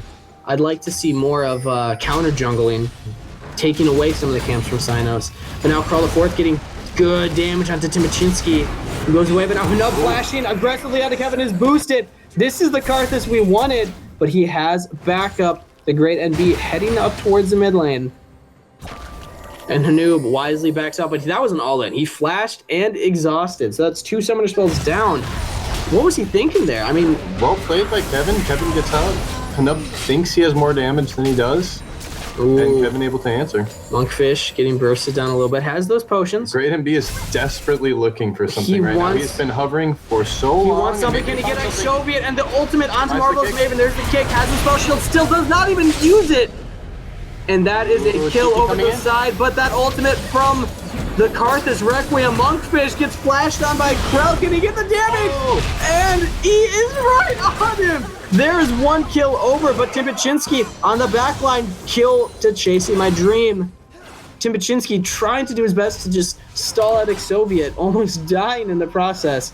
And overall, a 1-for-1 trade. A great keeper's verdict there by Krell, but just really not enough follow-up there. And able to keep it a pretty even trade. Yeah, but now Ex-Soviet having a huge health advantage over Chasing My Dream, while Cynos actually rotating top. This could be first Earth Blood for the side of the Saints. Cynos, instead of getting on that fight, says, I'm going to pressure this tower, see if we can get first Earth Gold. And... very close. Looks like the next wave might get it. Great NB is heading up there. Potentially try to stop, but look at that great defensive warding from Cynos. He'll see them coming, and he'll know if he's safe or not. Able to push the wave in, however, not able to get the tower. Great NB opting to not all in. Gustavus gets there just in time. Yeah, now this top lane is looking quite dicey for Timachinski. We were talking about how it doesn't really matter if one of these champs gets ahead because the other's just going to be too tanky to die anyway. But, I mean, if Krell is able to out-rotate Timachinski in the early game and keep that up, I mean, it's going to be very difficult for the side of Gustavus to win these team fights. Absolutely. And Krell on the Poppy probably going to be doing slightly more damage than the Maokai in these fights. Had a great keeper's verdict in the last one, keep them in that fight. Yeah, wants to keep Great Heavy away. Oh, the smite steal. The cheekiness. That's spicy. The cheekiness. And that first turret, blood still has not come up on the side of the Saints. They lost their 1.5k lead. Now it's only a 1,000 gold lead. They want something to open up the map, let them rotate more. If Krell can get this top turret, he can pressure bottom lane. They can do a lane swap. They can do a lot of different things. Maybe send the 80 carry mid lane at that point to try to pressure out the more important turret, because that really opens the map then. Absolutely. Whoever gets first turret is able to rotate. Oh, and Krell actually getting a huge stun onto Kevin while Sinus is on the back line. Double flash from both members. Can the jungler get the mid laner? They turn back onto Timpachinski, but now damage is going on Sinus. There's the ultimate from Kevin is boosted. 1 kill picked up, but the great MB is here now as well as Keeper's Verdict keeps Krell alive, and he's able to heroic charge into a minion, but knocked it by Kevin is boosted. He has a lot of health left though, and is able to get away, but a great pick from the side of Gustavus as Monkfish trying to get onto Marvel's Maven. The Black Shield was there though, instead of giving free damage, but it's traded back. It's Chasing My Dream jumping in. That was a crazy initiation on top side. Yeah, well played by Monkfish and Chasing My Dreams for keeping the turret ahead, but also really well played by Kevin is boosted there, getting the knockup, being able to stay alive, get the ultimate damage in, and he's going to be able to save this turret, it looks like. And they're able to get Krell. Exhaust is in. Steadfast Presence mean they can't jump in, but it doesn't matter. Great MB just waits it out and picks up a kill. Well played, and Great MB, as we said before, you really needed to get involved, and it looks like... Oh, and Marvel's Maven flashing in, ulti and exhaust under Chasing My Dream. Can they get him down enough? Ex-Soviet has health, flashes in aggressively, but a flash defensively from Chasing My Dream. Still has heal. Meaning Summoner Spell advantage for the side of Gustavus, but there's that ultimate from Hanu. Does it get a double? Ooh, just a kill on the Monkfish. Heal coming out from Chasing My Dream. They were hoping that the heal plus Monkfish's shield, Inspire, would be enough. And Synos is there. They're definitely looking to take this first turret finally. Great NB, does he want to go in? And bot turret is actually the first to fall, not the top. And once again, like we saw the last game, giving the first turret gold to solo to the Lucian, they're giving it first turret gold solo to the Caitlyn. And first drag also.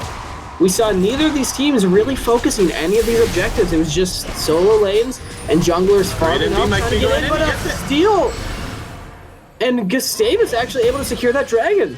Yeah, I'm curious as to why they were so scared to continue to go on that dragon and just kind of allowing the Great MB to come in and steal it. I mean, it's a 2v4. Synos did smite during that, and I just, or rather, no, he didn't. He must have smited after.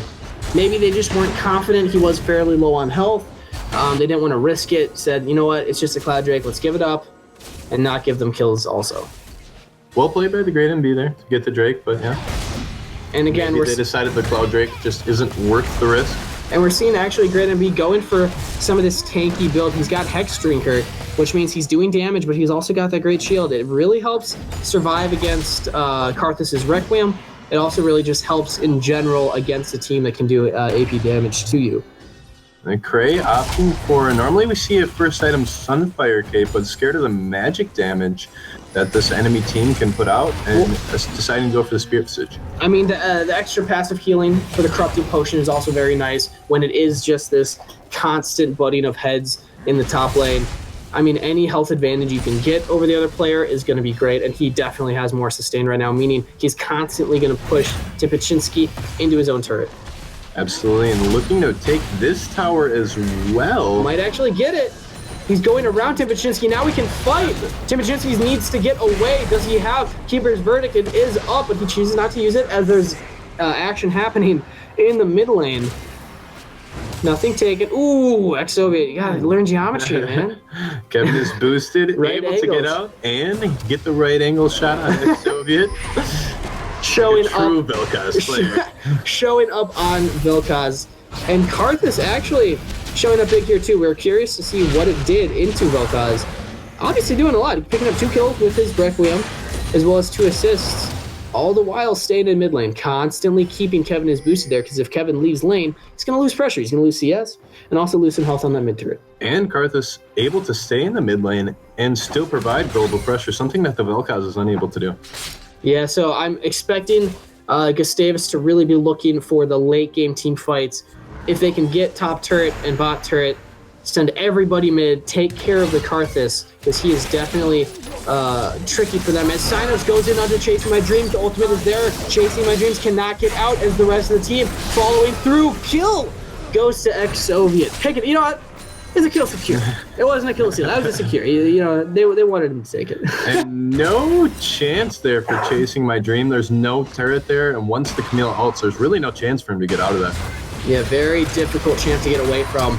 Even as an AD carry that can get away, but no, exhaust on the Kevin is boosted. Hanoob. And this flashing by Hanoob he's able to pick up the kill on the Vel'Koz, and the all-in really working out for him that time. Second all-in of the game. That's the second time he's flashed and exhausted, but now Monkfish biting off a little more he can chew, flashing away. Does not want to get stunned by Marvelous Maven as the great NB trying to get Krell to take some of that turret aggro. Maybe he can go back in. Can he get the damage? But Hanoob is huge here. Has Riley's, has level 14. Ooh, Rod of Ages as well. His auto attacks. Chunking down the great, you know, AD Karthus. It's a new meta. This Karthus is level 14 next time. Ooh, Synos flashing, trying to get great NB. Return flash. Neither junglers with that summoner spell now, but Synos could be caught out. Black Shield on him. Timpachinski choosing to go in anyway. Doesn't matter. They got the damage. They got the kill. Timpachinski able to find the pick onto Synos there and hopefully can stop the bleeding. And they're looking for more. Going in on the Marvelous Maven. Can he land the root?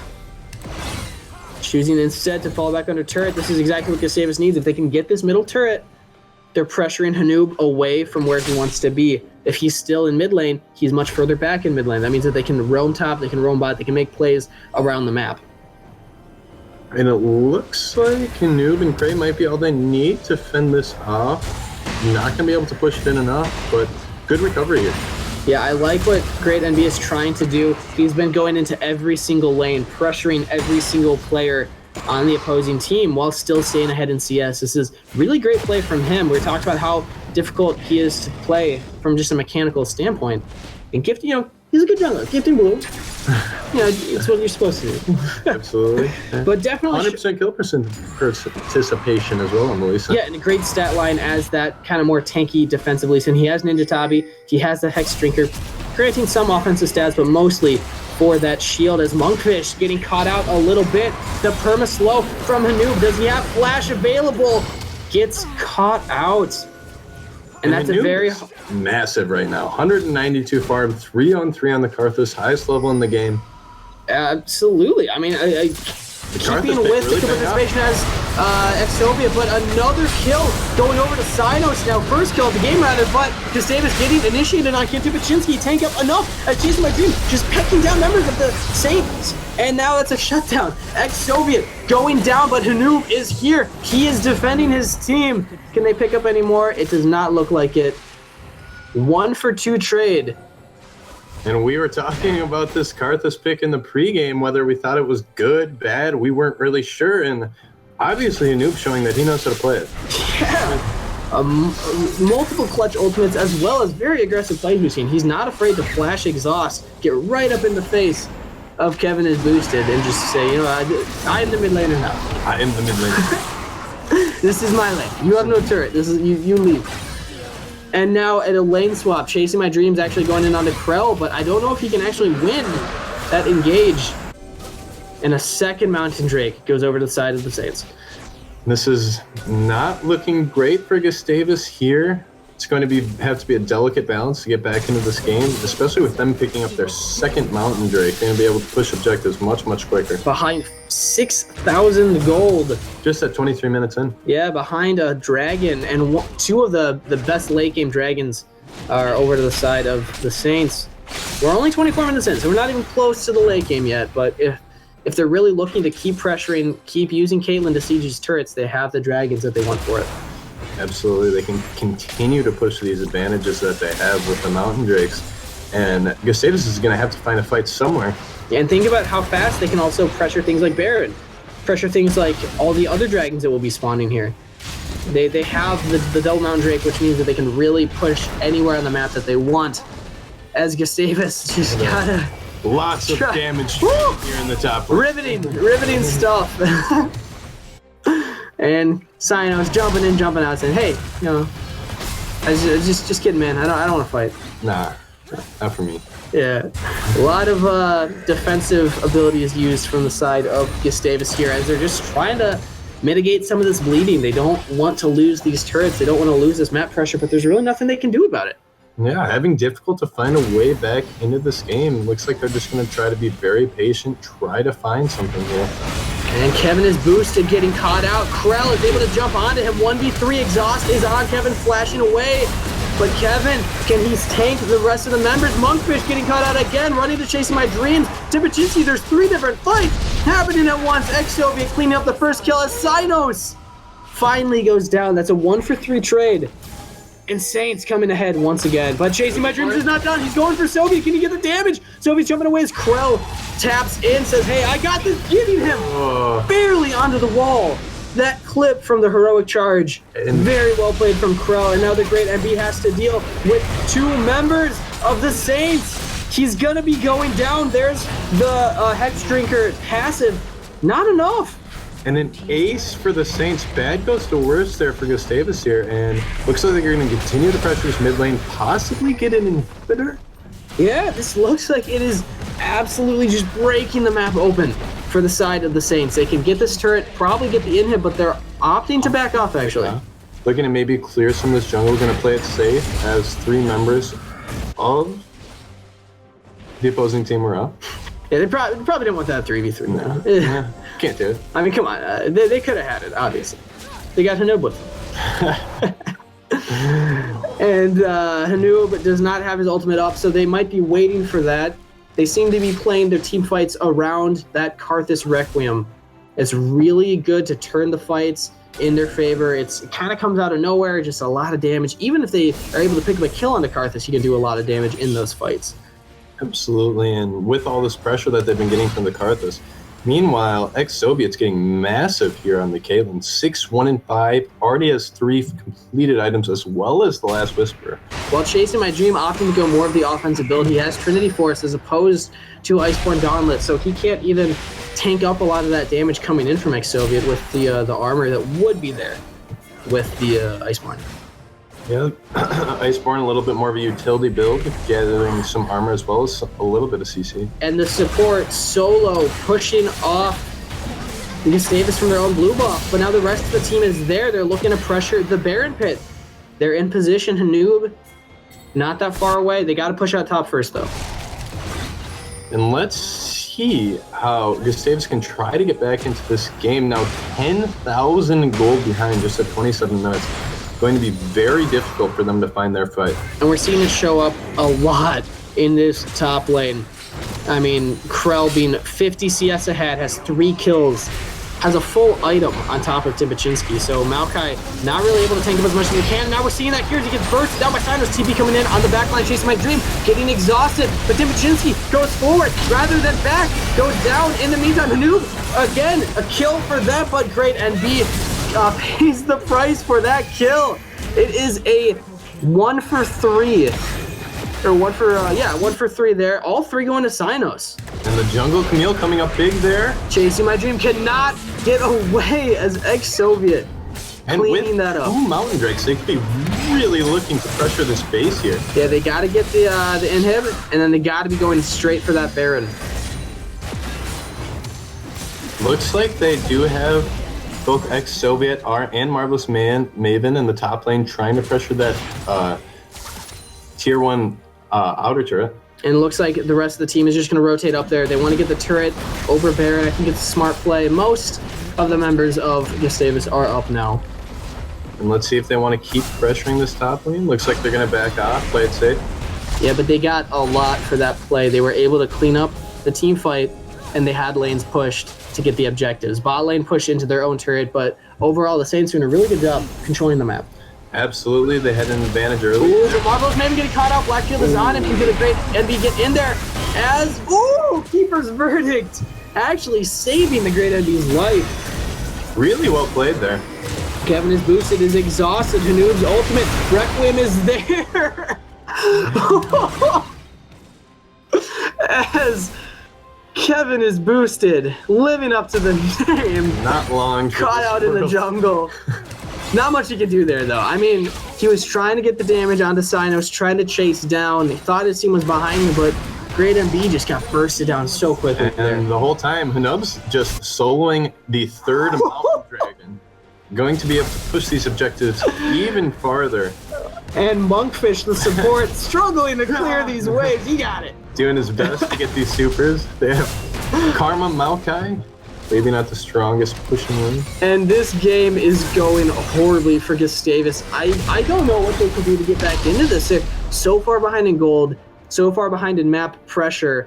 I mean, honestly, the Saints, they could just look to Baron and push for the game. And I don't know what Gustavus can do to stop it. Absolutely. They'd have to look for some kind of miracle team fight, I think, because if they give up the Baron, this is probably game over.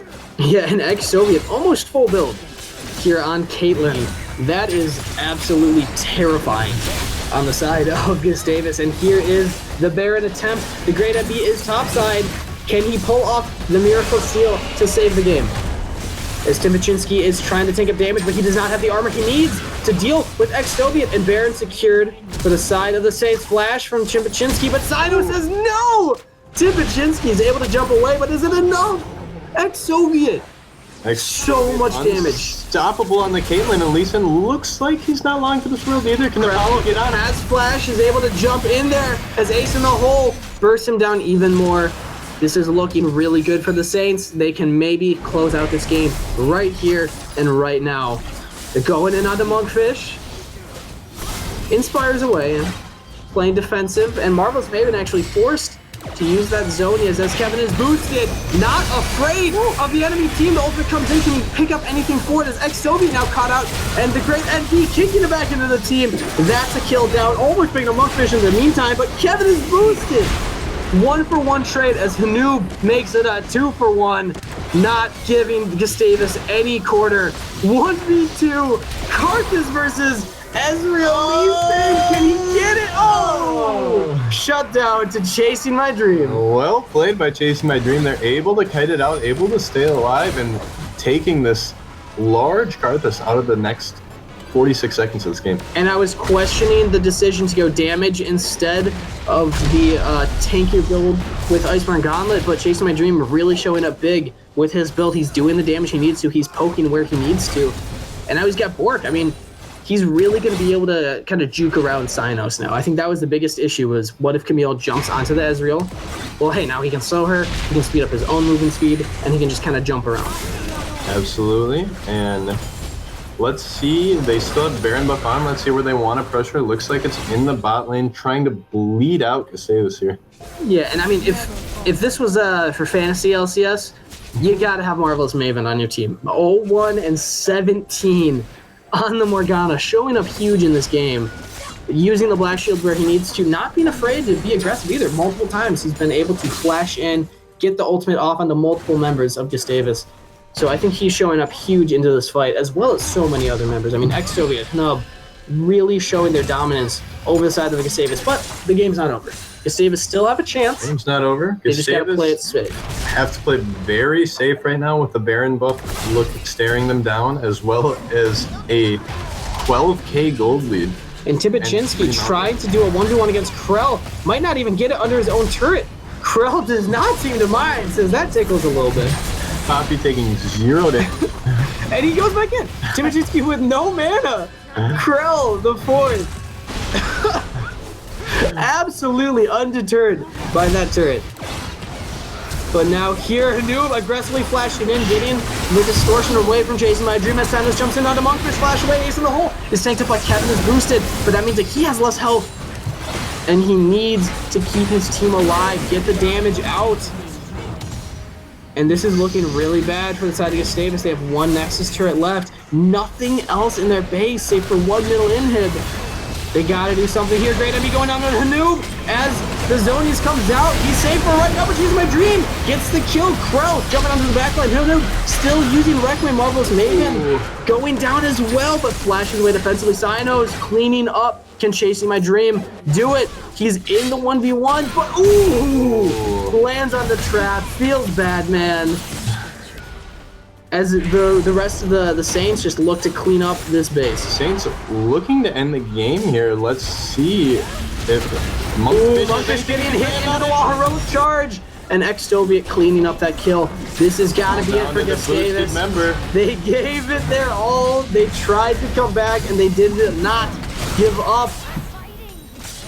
But I don't think Kevin can do much here, unfortunately. We're seeing this get whittled down. And I'm calling it now. Game 2 of Minnesota LCS going over to the side of the Saints here. Really clean play coming out from so many members. Absolutely. So many members of this team here ahead of their lane opponents. And the Saints really finding a way to find their advantage. And when they find it, really push it and close it out in just 34 minutes. I mean, this is exactly what I was talking about at the beginning is, I mean, if Poppy gets ahead of Maokai or Maokai gets ahead of Poppy, it doesn't mean too much in lane, but I mean, Krell proved me wrong. He was absolutely huge in his own lane. He was able to bully out Tipachinski under his own turret. Absolutely.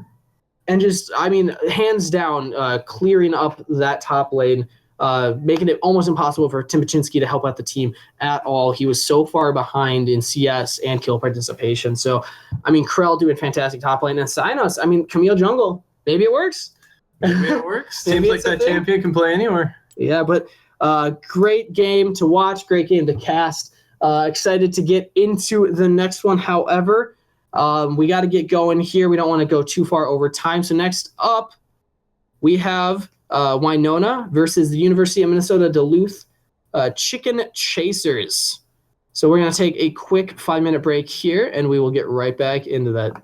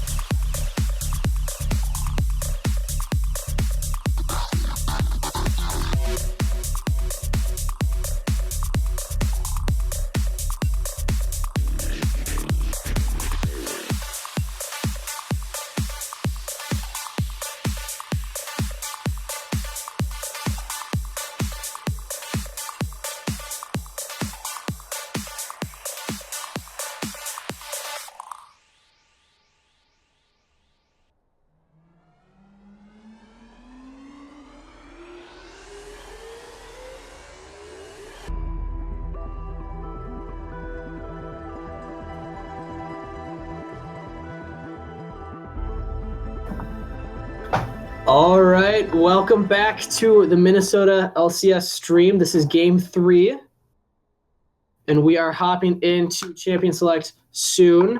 These teams are just trying to get in order of the correct positions. Now, something interesting to talk about here is that this is, once again, just like last game, it is a very brand new team against a returning veteran team. So this is Winona facing off against UMD, formerly called the Top Dogs, now called Chicken Chasers. So CHC versus Winona. And I'm curious to see what happens here. The Chicken Chasers, last split, were one of the top 3 teams throughout the whole split here.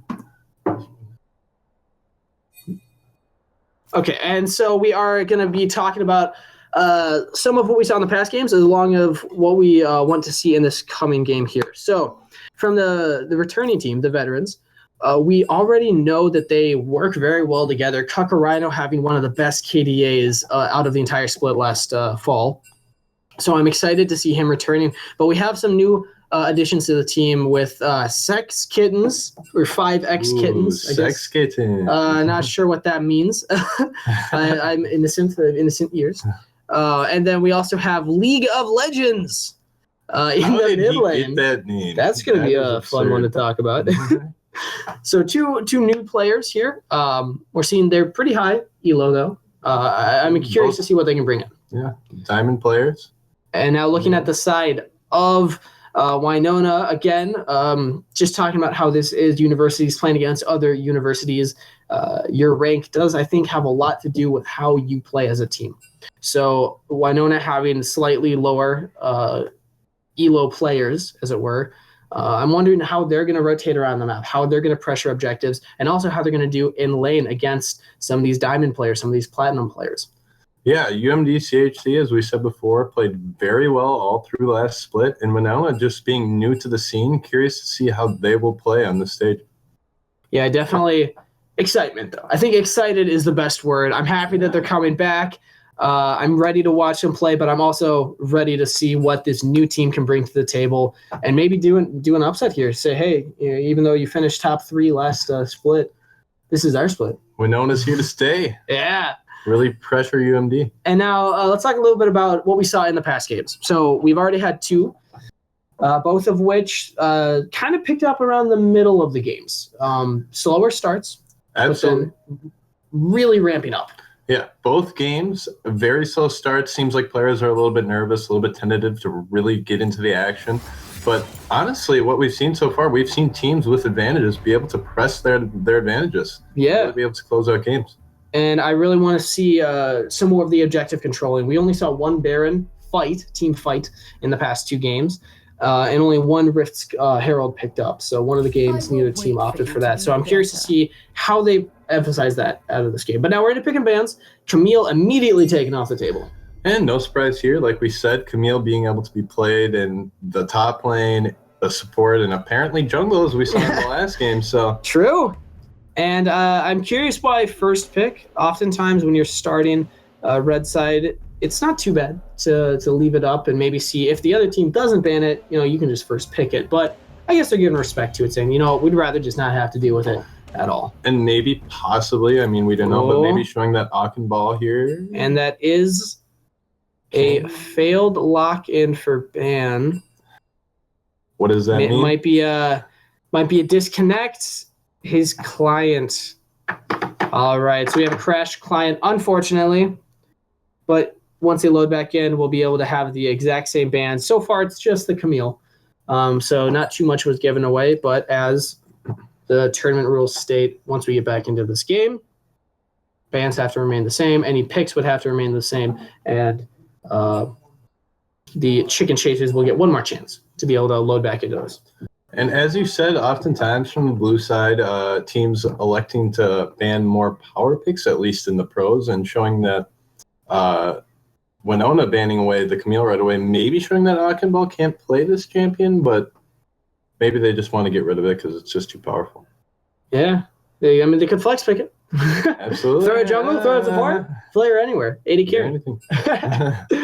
And again, going back to the conversation we just had before we got into the champ select, how teams were playing around objectives in the past 2 games. We saw a lot of focus onto dragons, first with, I believe, UMN team giving a lot of fights over those dragons, not wanting to give them up. And then in this last game, when it was Gustavus versus the Saints getting 3 Mountain Drakes in a row, really seeing how that affected their win. I'd like to see that going forward. I like it when teams really pressure those neutral objectives and kind of play around that, because it's so important for the jungler to be able to know where the enemy jungler is and to get lanes pushed so that you can take those. Absolutely. Prioritizing vision in the dragon pit is crucial. Fighting over these dragons will, as we saw in the last game, if you get lucky and get 3 mountains, will allow you to press your advantage, will allow you to win quickly. You can take these objectives so fast.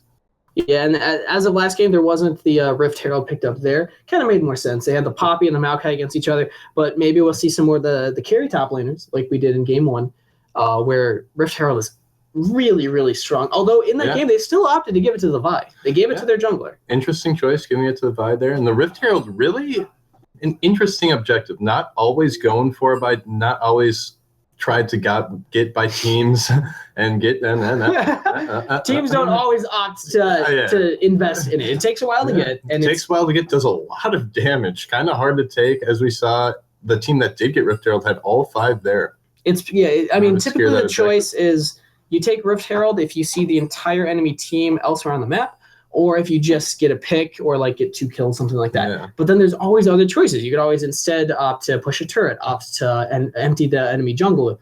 It really depends on the matchup. Rift Herald not always the best choice, but for those carry top laners, really, really comes in handy, especially when it comes down to the 1v2 when the enemy jungler ganks. Yeah.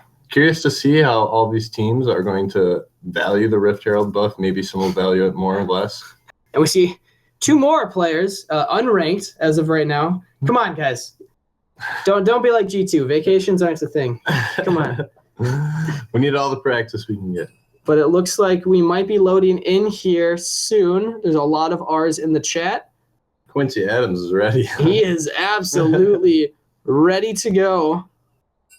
Let's just throw another R for good measure. And get this show on the road. Now, going back in, we have Camille banned first. And I'm curious to see what the Chicken Chasers are able to answer with. Yeah, what do the Chicken Chasers prioritize here? It'll be interesting to see as we get back into the picks and bans. So it should be an immediate Camille lock-in on the side of Winona. They do. So they're following the rules. That's good. It's always good. Rules, yeah. I don't like cheaters. Don't got no Mavericks in this game. And I'm expecting some more of the same picks. I'm expecting Rengar to be gone. I'm expecting LeBlanc to be gone. Maybe a Malzahar, maybe a Caitlyn. We've seen Caitlyn played to a lot of success. Yeah, Caitlyn seems to be highly prioritized in this league. Seems to be popping up in the Yasuo ban. Maybe doing a little bit of research on either Funky B or Akiball in the top lane. Yeah, that's got to be some kind of target ban from either mid lane or top. And Poppy. Now, we saw Nautilus banned last game. That's typically one of the more popular ones if you're going to ban out one of the tanks. Rarely is it Poppy, but again, we did see Quincy Adams pop off more than once on Poppy last. Pop off on Poppy, get it? Pop off on Poppy. More than once last split. So potentially that's another respect ban. And Maokai is the Nautilus ban. Please ban the Nautilus. We'll see some spicy top laners if we don't get to see Maokai, Poppy, or Nautilus. Or they could opt to first pick it as they banned Victor instead, taking it away from League of Legends. League of Legends may be proficient on the Victor. I mean, it's all speculation at this point. It's all speculation. Maybe he's got the Ivern mid-pocket pick. Oh, the Ivern, that would be spicy. And it is a final ban for Chicken Chasers. It's got to be something along the lines of a Rengar, a LeBlanc, some of those power picks. A Rise. This is the second time banned out. A lot of power picks being left on the board, and we're going to see the first pick Nautilus like we talked about, and let's see how Quincy Adams will like to answer that in the top lane. Could be a Jace, could be a Fiora, could be, Renekton. It was banned out last game. Maybe it's good.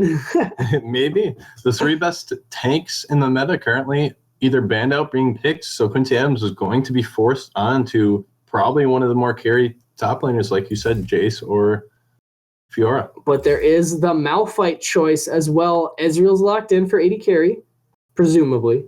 And Malphite into Nautilus would be a very strange matchup. Again, it's kind of those tanks, but it's not the same as the Maokai. Courage of the Colossus, more difficult to proc. You got to be level 6 to get it. So typically the trades can go towards the Nautilus's favor in that specific matchup. Both very good at engaging as well. And it is locked in. Maokai is locked in. And this is, I believe, the first time that we've seen a major shift in positional picking. Clearly, Quincy Adams, well, I don't want to make any assumptions, but I would assume he's not playing Ezreal top. I'm assuming Malphite's not going jungle. So we're seeing these picks that will then be traded. I really like that. Yeah, I like when teams are able to do that. It allows them so much more flexibility with their draft. As we see on the other side, the Varus being locked in, really considered the S tier 80 carry right now. Likes the matchup into the Ezreal. But it could be mid. Because it could be mid. It is Funky B that picked it up, and it could be going in order. He has the summoner spells. He is their mid laner. He is their mid laner. And Gragas Hover swap into an Ahri. And looking, Ahri and Darius. Darius would be a curious pick. That would ensure that the Malphite would be going jungle. I would assume. Okay, switching to the Echo. Could still be Malphite jungle. I expected it to be top, but I really don't like that matchup into the Nautilus. I would like something more like the Jason. Ahri's locked in. And are they going to flex this Maokai into the jungle? 3 seconds to pick. And it is locked in. Whew, I thought that was another DC, but he got it. Disappointment. Gets the Jace locked in, going to try to really bully this Nautilus out of lane. Jace will have the early pressure. Yeah, but we'll see if it's able to amount to anything, as typically the the really tanky top laners can simply out-tank the damage that Jace puts out. I mean, it gets to a certain point of the game where his damage doesn't really matter. Absolutely. Jace is going to really have to pressure his advantage to get an advantage over Nautilus in this lane because Nautilus is such a better team fighter in the late game. And Zyra being a pick that we haven't seen shown up yet, even though it is so strong. Very strong. But let's also think about Jace into the Janna, into the Varus. They're going to be trying to stay back away from the fight and just get shields and damage from afar. Jace is a really good pick to kind of counter that. So I don't mind it. I would love to see this Zyra picked into the bot lane. It's such an aggressive, strong support. They can really give a Janna a run for her money. Especially when Janna Varus seems to me as a very safe lane. Looks like Fear Fracture and Get Sleep are opting to maybe farm, really wait a little while Zyra and Ezreal are going to pressure them in lane. Yeah, Kakarino. As long as they lock in the Zyra. Kakarino absolutely known for his ability to carry a lane and also do it by himself. I mean, we saw last split so many times Gavin would just roam up to mid, even roam up to top sometimes, help his team elsewhere around the map because Kakarino was just so comfortable in the 1v2. And Varus Janna, that's going to be so easy for him to stay alive in. Absolutely. Janna providing a lot of appeal for this Varus. We'll see if Zyra and Ezreal can really push their advantage against this pretty safe lane. But they don't even really have to, because like I said, I mean, an Ezreal can really just nullify the wave clear of the Varus in a way. He's not going to try to initiate, but Varus Janna really have no initiation to return. But this is a second disconnect. And we're seeing, it was not allowing for trades. Unfortunately, so that will be another draft here, although that is 2 now. They do still have to lock into the same picks, correct? Yes, they will have to if it's allowed. This is the second time, however. Typically, if that happens during the picks and bans, it would lose a ban. But since they are all locked in already, yep, it looks like we are just going for the same bans and picks. We're just going to try to hop into this game. We're a little behind schedule, so sorry about that. For all those tuning in, we are doing our best. Don't blame the messenger. And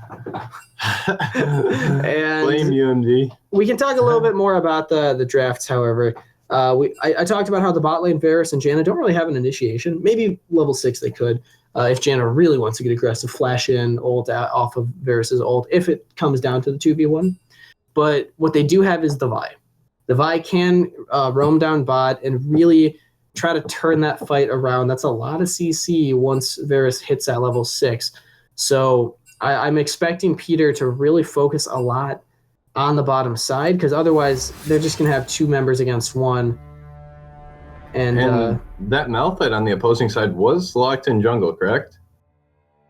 The Maokai, yes, it was. Malphite? Although they were mentioning to be better. that they couldn't trade, so potentially that was one of the ones to trade. I don't know what else would have gone mid. Or gone jungle, rather. Jace. Yeah. Probably not.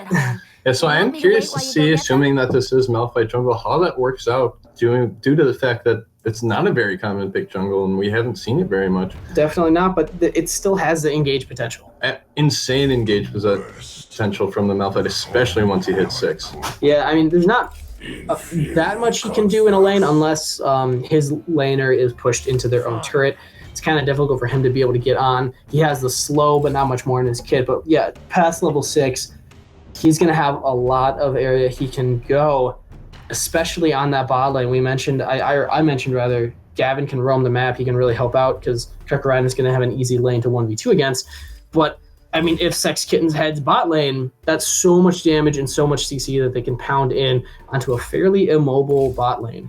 And absolutely. And one thing that Peter can look to do on this Vi, I'm assuming that her early clear will be a lot better. She will be able to gank much easier pre-6. So let's see if he can get some pressure on the map before Sex Kittens gets online with the ultimate. Yeah, it's just going to come down to which jungler can clear faster. And also, I think one lane to pay attention to a lot is the top lane. See if Quincy Adams can get a big enough lead onto Akhenbal 4. Love that name. Akhenbal 4 to really snowball that lane, because if Jace can get a sizable lead over the Nautilus, it's very, very difficult for the tank melee range champion to deal with all that poke. And absolutely, and as I've seen, or as we've both seen in LCS, we've seen this Jace pick be able to bully out the Nautilus early, be able to grab that CS advantage, but can he push it enough to be more relevant in these team fights? The Nautilus and these tanky members always seem to really beef up that front line and give the enemy team so much trouble. Keep in mind, however, that is LCS. And one of the biggest differences between LCS and what we see more in the lower elos is CS. CS per minute is huge in LCS. Even if you're behind 3 kills in lane, you're still very close to perfect CSing if you're doing it right. A lot of times wave control is more difficult in the lower elos if your jungler doesn't help you push a lane or doesn't help you defend a turret, things like that. So a lot of CS can get lost if Quincy Adams is able to push Akhenball under his turret and Akhenball isn't able to really farm under turret perfectly. Absolutely. And one matchup that we still have yet to really talk about is Funky B in League of Legends in the mid lane. Funky B. Funky B on the Echo. I hope he has a dancer skin or something on this Echo, so Funky B can get Project Echo. Yeah. Get that raid suit going. Ahri into Echo is an interesting matchup. Both of them pretty tricky. They can both really juke around a lot of each other's abilities. So I'm curious to see which one is able to pull ahead. I'm going to give that one, honestly, to just whoever is the more skilled player. And one thing that we're seeing, assuming that these summoner spells are going to be carried into the game, we see that Ahri has the Ignite and the Echo has the Teleport, giving this Echo Nautilus team double TPs, a little bit of a global advantage, but Ahri will have more pressure in lane with that Ignite. And what I love to see, and what I loved seeing in that first game, was the Zac jungle with the double TP. It was so easy to keep him alive, because when his passive went up, you just TP onto one of the blobs. But seeing a Vi jungle is still, we mentioned it's fairly comparable to a Zac jungle, but they don't have that special little synergy, which makes me a little sad. But I like Vi. It'll be good. Yeah.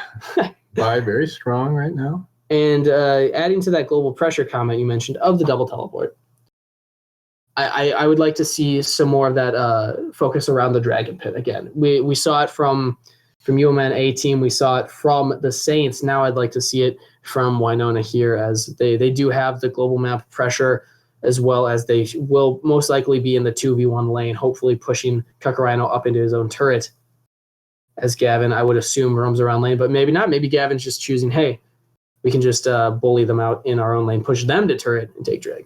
And as well as we said before, going off that, the Dragons for this team with the Vi, who we were assuming is going to be able to clear fast in this middle fight, probably going to be able to get more early pressure, maybe be able to pressure that first Dragon. It's just we're gonna have to wait and see. Unfortunately, this 3-minute delay, It's a long kills one, me man. every time. See that weather outside?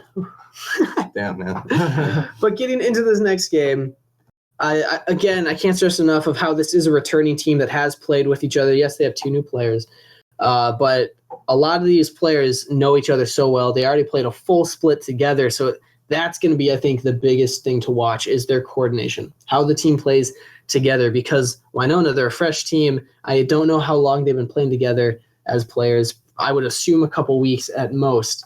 So they really, really need to make sure that they're communicating, that they're pinging, that they're letting each other know what's happening, and make a conscious effort to do that, because for the chasing chickens, or chicken chasers, rather. I'll get it eventually. The chicken chasers, they already have that. They're already going to be able to communicate like that. A proven team coming in, see if the opposing team can really pressure them. If they have the same amount of communication, it's going to be tough against an experienced team. Yeah, but we are loading in to the Rift for Game 3 of Week 1. This is the final game of the day before the stream picks up again on Thursday. And on the bot lane, starting off for support, on the side of Winona is Get Sleeps, Fear Fracture, 80 carry with Funky B mid lane, Peter jungle, and Akhenball 4. It's and not the top Peter lane. jungle, it's Peter. Yeah, on the side of the Chicken Chasers, Gavin97 with Kakarino bot lane, League of Legends, new to the scene in the mid, with 5X kittens. That's so many kittens. That's Just a lot an of kittens, excess man. amount. Hey, get excess. Okay, and Quincy Adams in the top lane. We are loading in here. Finally, we gave our predictions for lane matchups, who was going to win what, how the jungle would pressure.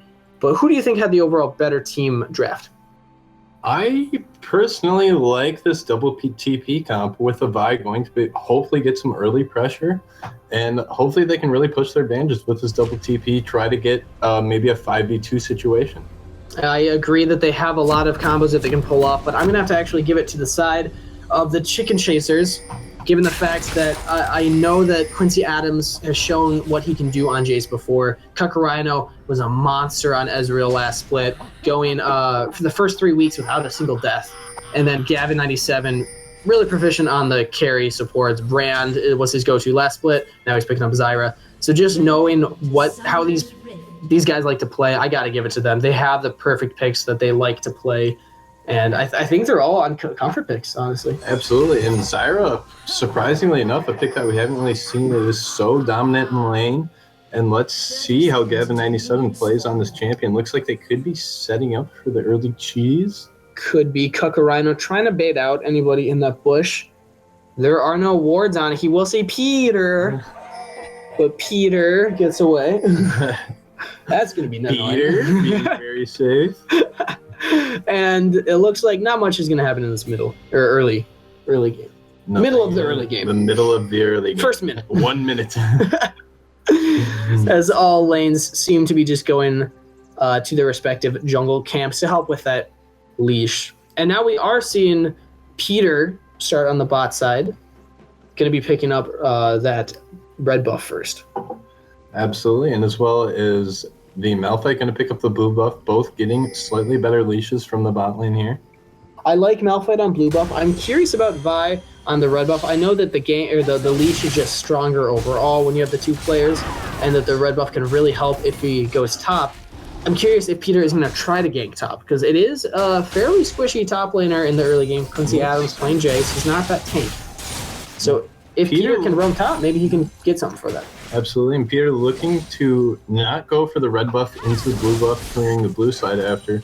Just going straight for the Krugs, maybe hovering this bot lane a little bit. Yeah, and now it's fairly standard starts, honestly. Neither one is trying to do much. We talked about jungle packing a little bit as 5x Kittens struggling to clear the wolves, taking a little bit of time. And in the spot lane, we see once again the D-Blades start in both AD carries. Yeah, not opting for the long sword, and that is a level 2 power spike for the side of the Chicken Chasers. Getting flash out from Fear Factor already, that is going to be painful for him to deal with going forward. Barely early flash from Fear Factor. Ooh, but Funky B wants League of Legends. The Ignite is on, and the flash for the auto. First blood. 3 minutes into the game, not even. Solo kill for the Ahri, and the Varus flash already being baited out. Let's see if 5x Kittens is barely able to clear the red buff, but let's see if he wants to take advantage of this flash with Varus in bot lane. That's 3 camps cleared, and he already has to back. Only gets a machete for it with a control ward. But in the meantime, Peter, this is exactly what we were talking about. Really able to just out-jungle the Malphite. Able to out-jungle early, and I hope that he tries to convert this early CS lead into a couple kills, or at least really pressure the map, hovering around that top side right now. Yeah, he will be 2 jungle camps up ahead of 5x Kittens once he clears this Gromp. We'll see if he chooses to back, get some items, or continue to pressure lanes. Love that Varus skin. Little grenade passives around the minions. Special ops. And Jace looks like he is in position to be ganked right now, but Divide not opting for it. Trying to maybe get more of a clear going back to her chickens. Ooh, get sleeped. Missing the tornado. So the defensive summoner spell used offensively, not picking up much for him. As Gavin97 really pressuring that bot side. Kukuru able to get to an early CS lead here on the Ezreal. Like we said, this bot lane with the Janet is constantly being pushed in by the Zyra. Yeah, we'll see if Gavin does his traditional roams. If he heads mid, Funky B does not have flash, and League of Legends already got first blood. So that's a pretty good lane for him to roam to if he chooses. What do you think the chances of that are? I would say as soon as his Malphite hits 6, he's going somewhere prior to that, I'm not sure how much Sex Kittens can really do on this Malphite jungle. I mean, maybe there's something I don't know about Malphite jungle. Good poking coming in from Quincy Adams. Yeah, and showing why Jace is so good against the Nautilus. He's able to pressure him off from a lot of the wave and get a CS advantage while also getting favorable trades. Peter on the top side, Charm lands, cancels his dash as League of Legends safely walks away. Well played by League of Legends. But now 5X Kittens is in here. Can Funky B get away? League of Legends needs a charm, and Peter jumps back in. League of Legends goes down. That's a shutdown for Peter. Sex Kittens has no mana. Probably not going to be able to pressure that anymore. Ooh, but Quincy Adams, he wants Akinball 4. Akinball dreadlining away. But this is what we were talking about. I mean, Malphite's going to have a difficult time helping out a laner for level 6.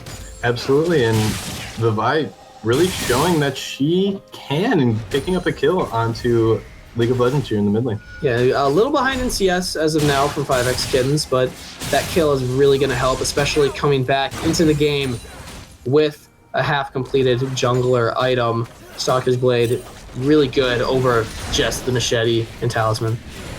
And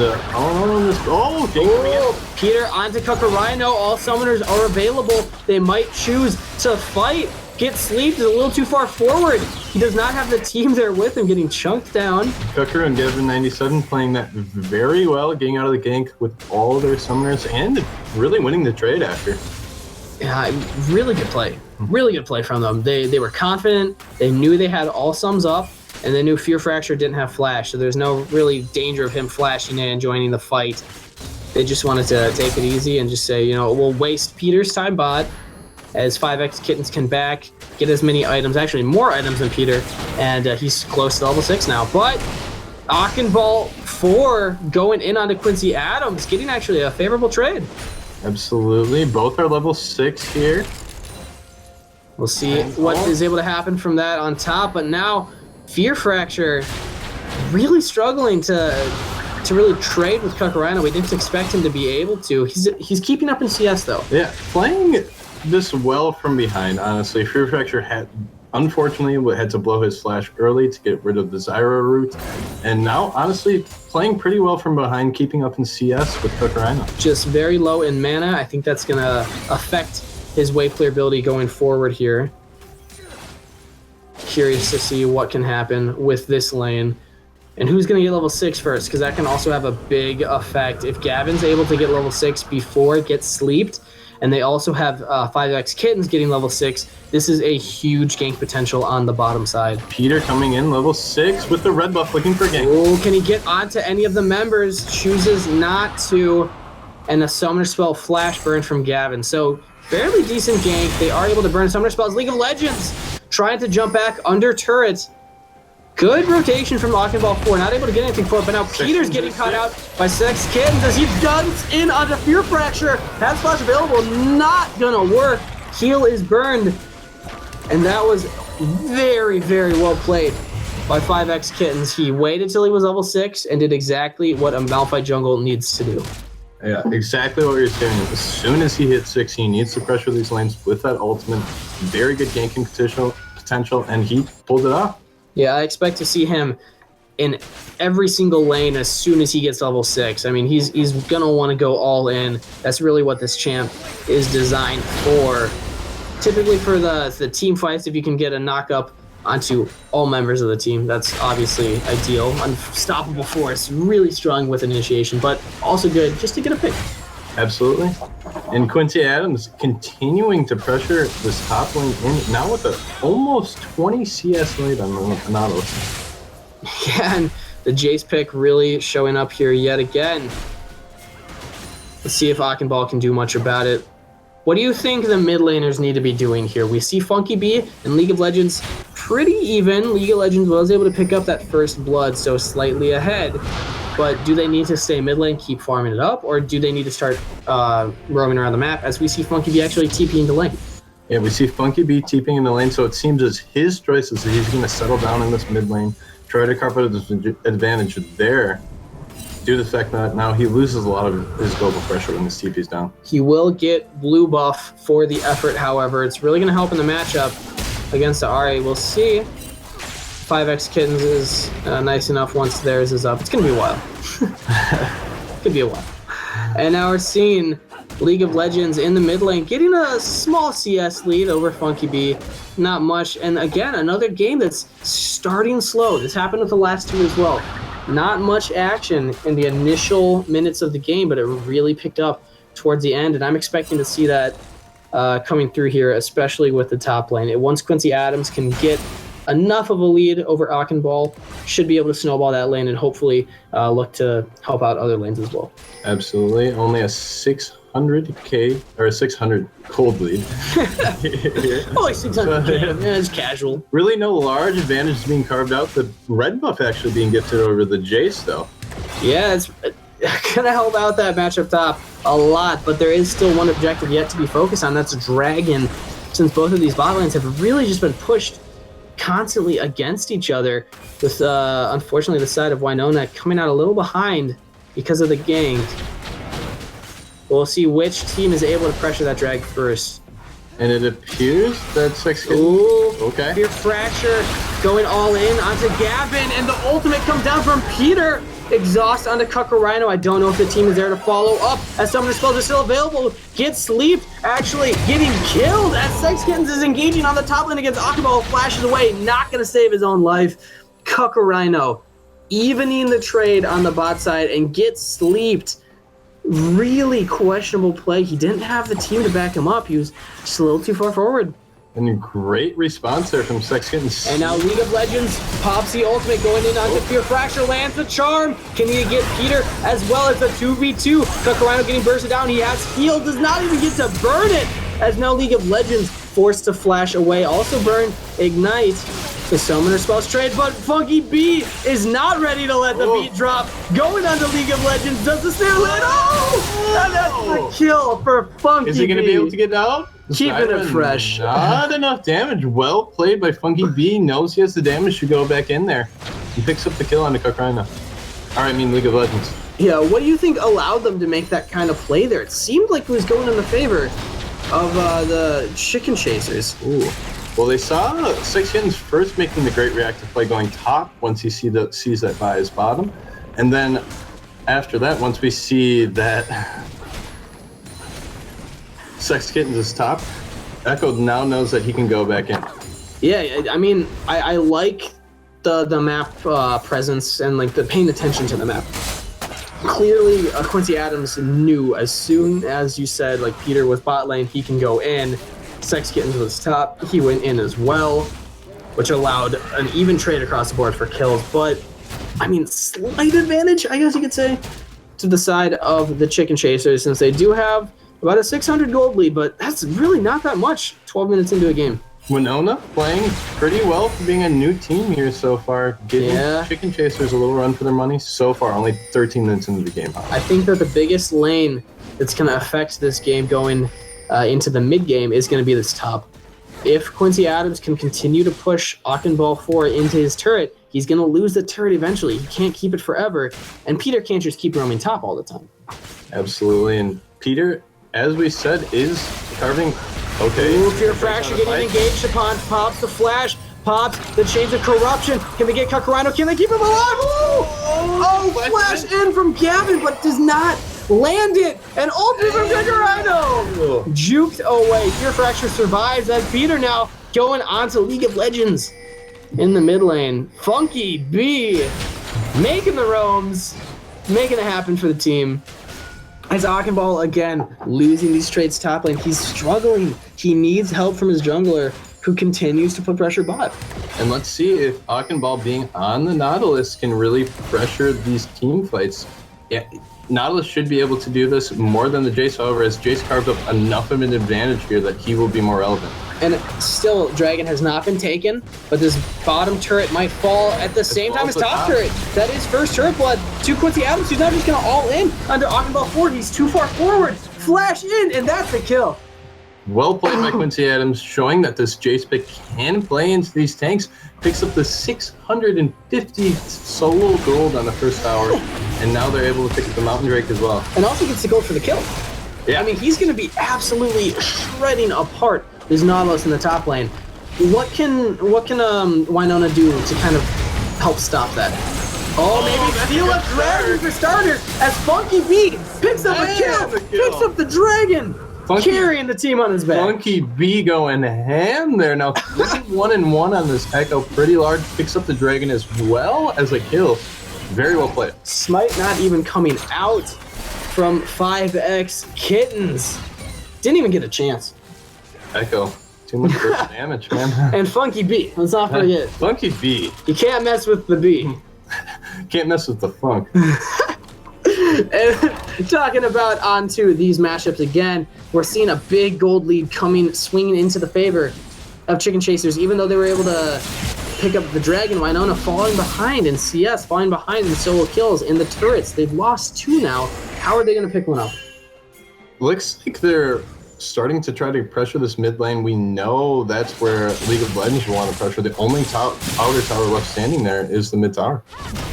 Yeah, and whichever player is able to get that, another red going to Quincy Adams, and whichever mid laner is able to clear out their turret first will really open up the map. Mid lane is crucial for junglers to be able to rotate more efficiently and just kind of get around more. And I'd really like to see Peter be more aggressive here. As we can see, is a 2-level lead on Sex Kittens, as well as 2 kills, and a 20 farm advantage here. He could really pressure this map. Yeah, and Malphite really only being incredibly effective once he has his ultimate, which he does have now. But if Peter can bait it out, if they can get some kind of play, Sex Kittens loses his ultimate, they back off, re-engage later. When it's down, they can absolutely win that team fight. Most ultimates and summoners up for both teams here. Both could be looking to make a pick, make a stand. Yeah, only the bot lane struggling with the summoner spells a little bit. Gavin not having flash, and we saw him playing quite aggressively, going solo to ward, playing it well, but still not really scared of Winona. And Quincy Adams coming along the back. Can they get anything for it? As Funky B trying to do some damage on the front side, gets sleeped, taking damage. And now the ult in from Sex Kittens lands on the Funky B, who just ults out, and out the counter engage from Winona. Quincy Adams goes down. Sex Kittens goes down. It is a 2v5 as Peter engages onto Gavin. Does he have the ultimate? He does not, but Gavin goes down to Fear Fracture. Incredible counter engage from the side of Winona. They let Sex Kittens use his ultimate, and then they just used all of theirs on him and absolutely deleted him from the map. UMD may be getting a little greedy. They're thinking that they can dive, but the counter engage, very well done. Yeah, and this is a gold lead getting close again. It's within 500. Now they're looking to take the Rift Herald. I really like this. Give it to Funky B. He's already doing so much on the map. Keep him fed, or even giving it to Akhenball. It'll help him do the 1v1 lane against Quincy Adams. Either way, I think that Winona can come out ahead here, and they do choose to give it to Akhenball, meaning that in lane, he might actually be able to stand up to Jace now. And one thing that you can see from this Echo pick from the Winona team is if they are able to carve out some kind of advantage, they do have a 1-3-1 comp with Echo and Nautilus, who could both control the side lanes. Yeah, both of them with the TP can easily get back into the team fights. Quite a long channel time, but if they time it correctly, if they can read the Chicken Chasers enough, they can really look to open up this map. And they did get the mid turret, so they have the advantage there. They lost their top and bottom, but they're doing a good job of defending the siege. Yeah, great counter engage, and gold starting to be almost even here. 18.5 minutes into the game. Teams are trying to push out their lanes, and we see UMD still trying to pressure this mid tower, the last tower left in them. Yeah, all they wanted to do is get that, because then they can really go anywhere that they want to. They can get in to Winona's jungle and move around freely. So I'm curious to see how much Winona puts pressure on this mid turret, trying to keep it alive. And Air Dragon, the next Drake, possibly UMD trying to get some extra vision with the Rift Scuttler in this area. Yeah, controlling the dragons can be really important. They don't have one yet. There's only been one taken though, but it is the Earth Drake, which again really scales well into the late game. Winona doing a decent job. They equalized the gold. We're getting towards the mid game now. 20 minutes in, Baron will be coming up. That could be a threat. Typically, you don't see a Baron play until around the 25-minute mark. Most people don't really have enough damage to get it, but I mean, Funky B does damage.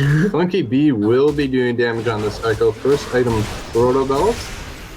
and Peter gonna get out safely. But maybe initiation from Ball 4 trying to get away as Sexkins ults in, but his team's not going to fall off. League of Legends getting bursted down. Can Peter get the damage? Gavin actually picking it up from Peter. It's a 1-for-0 as League of Legends barely gets away. A flash from Funky B. Can he get onto Quincy Adams as he misses a snipe? And it looks to be a disengage from the side of Winona. Still a good pick there for UMD, trying to finally maybe get this mid tower. But with Get Dumped constantly shielding up his turret, it's so hard.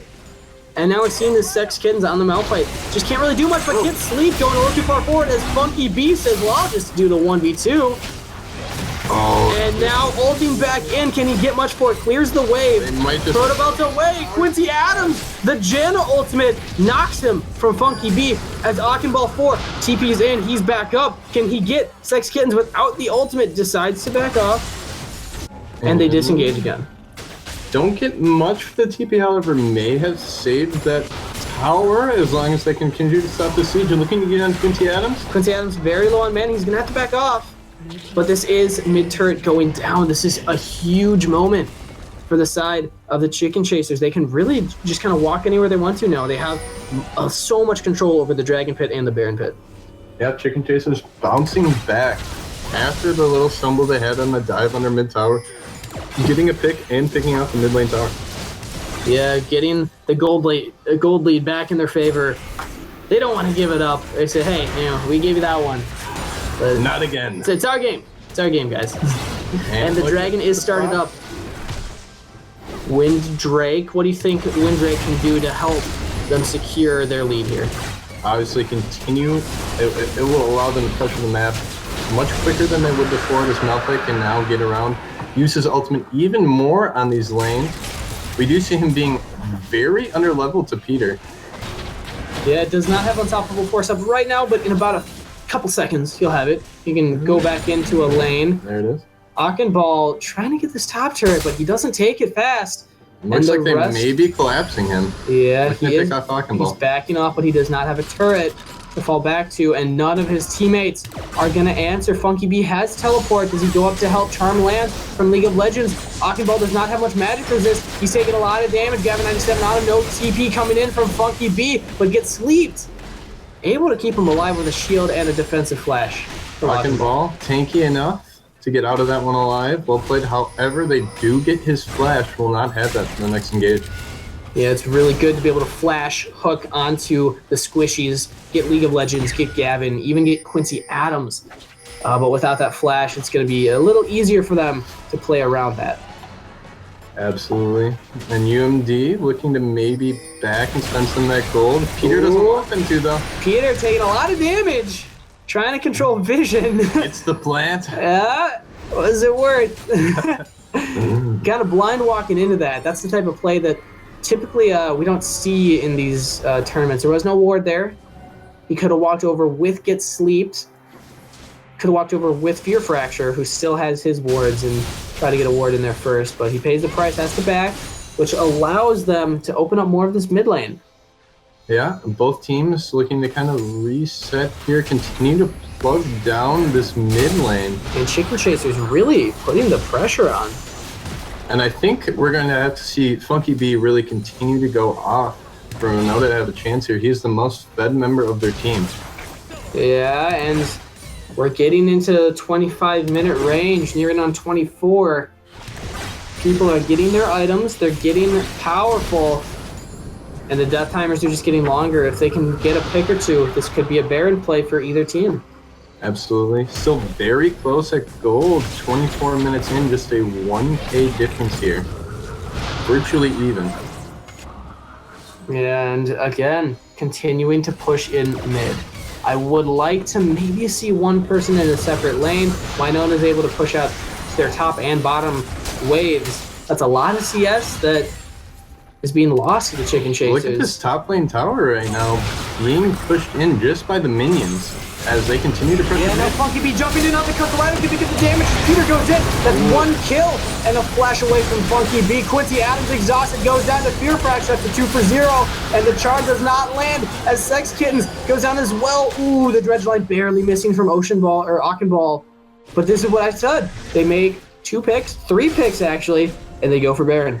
And just as we said, Funky B looking to be really the carry for this team. He's the Fed member of their team, looking for him to really make a play, and he delivers. But look at Peter. 4, 1, and 6 as well. Both of them with the same stat line. Both of them having great engage, immediately picking off Tucker Rhino so he cannot get in damage in that fight. And looks like they're going to be able to have a free Baron. This is really well played. That was such a good engage from Funky B. He was able to land a stun onto 3 members, and that's hard to land an Echo stun onto 1. So Funky B, I really showing up big on this Echo. I'm a little sad because I'm not sure if we'll see him play it again.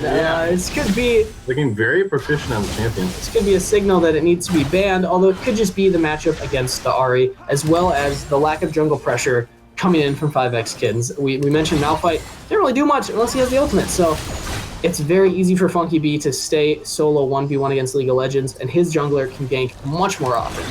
And Winona turning it around again. Every time it seems that the opposing team is going to be able to grab this advantage, and they keep trying to push in this mid lane tower. They find the right engage, and they are able to pull back ahead and get a Baron at 25 minutes. The 25-minute Baron is really big. They might be able to push out, get another turret, maybe get 2 turrets. As of right now, they're opting to have many different players in many different lanes. And Funky B backing, they're not really capitalizing on this Baron play that much. Not yet, not really pushing out the lanes too far. Looks like they should be grouping soon, try to take advantage of this Baron buff. Yeah, I like having Akhenball 4 up on the top side. Nautilus will just naturally push out with the Sunfire Cape. He also has Baron buff, has TP, can get back into the team fights if he needs to, but that top turret is so low.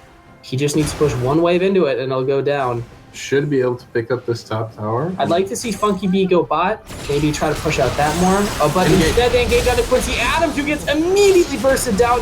Another kill onto Funky B. Great ultimate coming out there from Fear Fracture, walking up Quincy B and able to burst him down quickly. Well, they have the Nautilus still pushing in the top lane. And this is going to mean another turret. They can easily push down bot here, pick up this one. They got a big wave. Akhenball 4 distracting 2 members, 3 members of the Chicken Chasers up on the top side. This Nautilus is quite tanky. Can he survive long enough to guarantee some turrets? He's able to get away, but Kakarado cleans up the kill. But that is a turret. That is 2 turrets traded for 1 kill. This is really coming together for Winona right now. Absolutely, probably worth it for the Nautilus set there. And they're going to be stopping their push, but worth the tower. Yeah, they got ahead in towers. They have a better drag, and they also are ahead in kills now with the gold showing for it. 5K ahead in gold, quite a lot for this team. And looking to group around this Ocean Drake, trying to push their advantage. Looks like UMD may want to fight for this. Yeah, Chicken Chasers not giving this drag up for free, and actually opting to say, hey, thanks for the leash, we're going for it, but can Funky B get it? Dragon secured for the Chicken Chasers, and 2 members of Winona and Peter's pretty tanky though. He's taking a lot of damage from the other team. Cannot get it, but they're chunked down. Chicken Chasers keep chasing, and they decide to back off. Maybe a little bit hesitant from Winona there, looking to back off the dragon and then go back in. But UMD having all the right answers. Yeah, and Chicken Chasers playing that pretty well. They got the dragon, which was very good, but it still was Cook Rhino that secured it, not 5x Kittens. I believe didn't even have Smite up at the time. I'll have to recheck that replay. Still do have Baron buff on some of these members. Maybe they can push in this mid tower. And now looking at some of the stat lines from these players, the Akhenball 4, building potentially into his Rot Portal. That's what I'm expecting from the Raptor Cloak. And I really like that build on him. Really, he doesn't have to beat Quincy Adams in lane. He just has to either distract him, or if Quincy Adams leaves lane, just get a turret.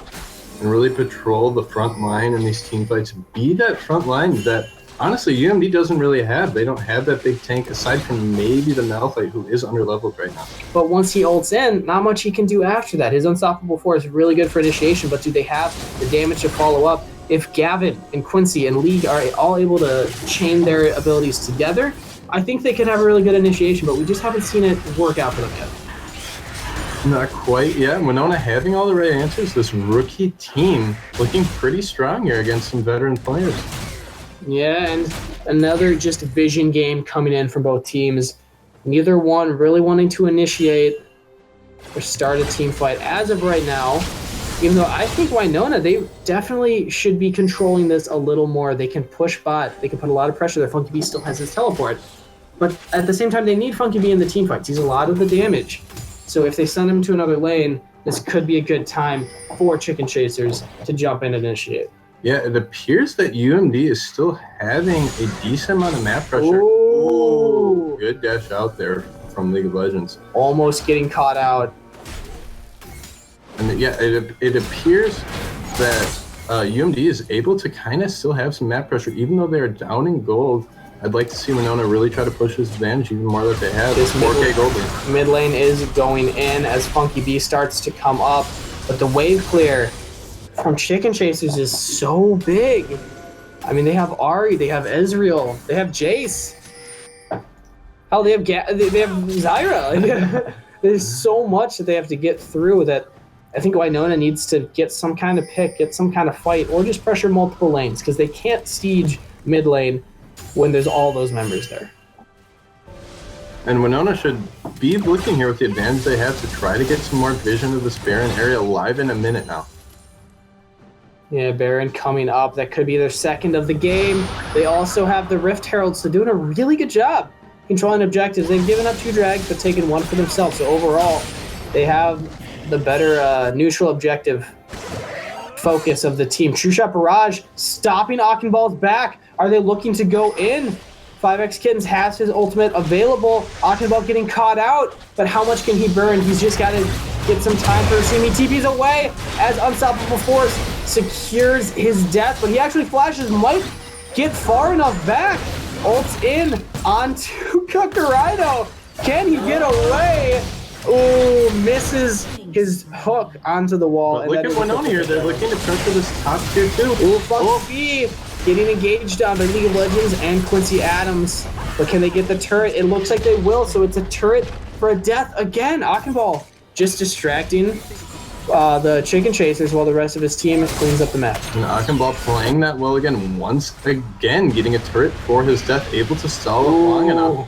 The Krug stopping Funky B's back as all of the Chicken Chasers look to roam to Baron. Get Sleeped is in base, and the rest want to back. Akhenball's dead. They're going to start at the Baron. Looking to try to clear out these wards, but there's very few there for the side of Winona, and they might be able to burst this down. They get Funked, wants to back, he wants to get items, but he might have to stay and fight. Same with Get Fractured. Can the rest of the team get there fast enough? It is going to be Baron secured for the Chicken Chasers. And really just a lapse in judgment from Winona there. And honestly, a good capitalized by UND. They realize that the other opposing team is low. They have no top laner. They have to back and picking up that Baron. Yeah, CHC playing very smart there. They didn't want to give a second Baron over to the side of Winona because Winona was able to capitalize a lot with that last one. They took a while to get going. They kind of dilly-dallied around the mid lane, but then eventually able to take a couple turrets with it. Now we'll see what CHC can get with it. Yeah, absolutely. Let's see how they can pressure these lanes. And this is really the first game that we've seen, at least it looks like it is going to enter the late game. Maybe these champions will start to pick up in the next 10 minutes. Their fourth, fifth, sixth items. I mean, the next question is who scales better, like Echo Varus or Jace Nautilus. Nautilus will get so tanky that he can't die, whereas Jace can just kind of get so much armor pen and so much long-range damage. He can just get Sleep with one hit. Absolutely. One thing that Winona has really more than the side of UMD is a front line with that Nautilus, but they do have a little bit more power with the Jace. Yeah, and Echo opting to go for the AP, almost assassin build with the defense of Zonia's Hourglass, as well as the defense of Chrono Break. But now we're seeing Chicken Chasers going for drag, easily picked up. That's the third drag for the team. And Winona's just kind of losing their place on the map. Losing their place on the map, playing very tentative against this Baron. UMD has not really been able to pressure the lanes yet, but able to scare Mountain Drake, making it easier to secure these objectives with the Baron buff. So I'm curious, what do you think, Money Trees, is the thing that Winona needs to do to ensure that they keep their lead? They're still ahead in gold, they're still ahead in turrets, but it seems as if they're losing their steam. They are losing their steam a little bit here, and I would like to see them maybe wait out this Baron buff a little bit. I don't know how aggressive they can get into it. Maybe look for a pick to really slow down this Baron buff. Funky B still going to do massive damage on this 5-1 and 6 Echo. Yeah, and Akhenball has his Zerat portal completed. Place it bot originally, got cleaned up. So maybe he'll place the top next. He is on the top side of the map. Kind of let that handle a wave. Quincy Adams will have to go deal with it, and then maybe Akhenball, once he has TP up, can pressure somewhere else on the map, something like that. But I do agree, not much they can do with Baron buff active. Let's see, they're going with the Jace, pushing it in the top lane. Let's see how much work he can do against this tanky Nautilus. And this is what I'm saying. 4v4 in the mid lane if they can push down this tower. Yeah, Akhenball's so tanky now, it almost doesn't matter how much Quincy Adams can damage him, because he doesn't damage him. But this mid turret looks to be going down. The Janus shield can only take so much. This is mid turret down, Stranglethorns. There's a 5v5 currently in the mid lane. And it actually was not Stranglethorns, my bad. Ultimate still available for the Zyra. Again, that ultimate paired with Unstoppable Force for a Malphite can be such a huge initiation for the team if they can chain them together correctly. And now they're looking to take this top turret. It's going down. They have the poke, and they have the super minions, but they have the engage from Winona, picking up the kill onto Gavin 97. Kakarina's pretty low as well. Peter can maybe get him. Might be going down himself. Shut down over to Fear Fracture. That is a 2-for-0. Really good pickup, and they defended the turret. And they defended the tower. Really well played there by Winona.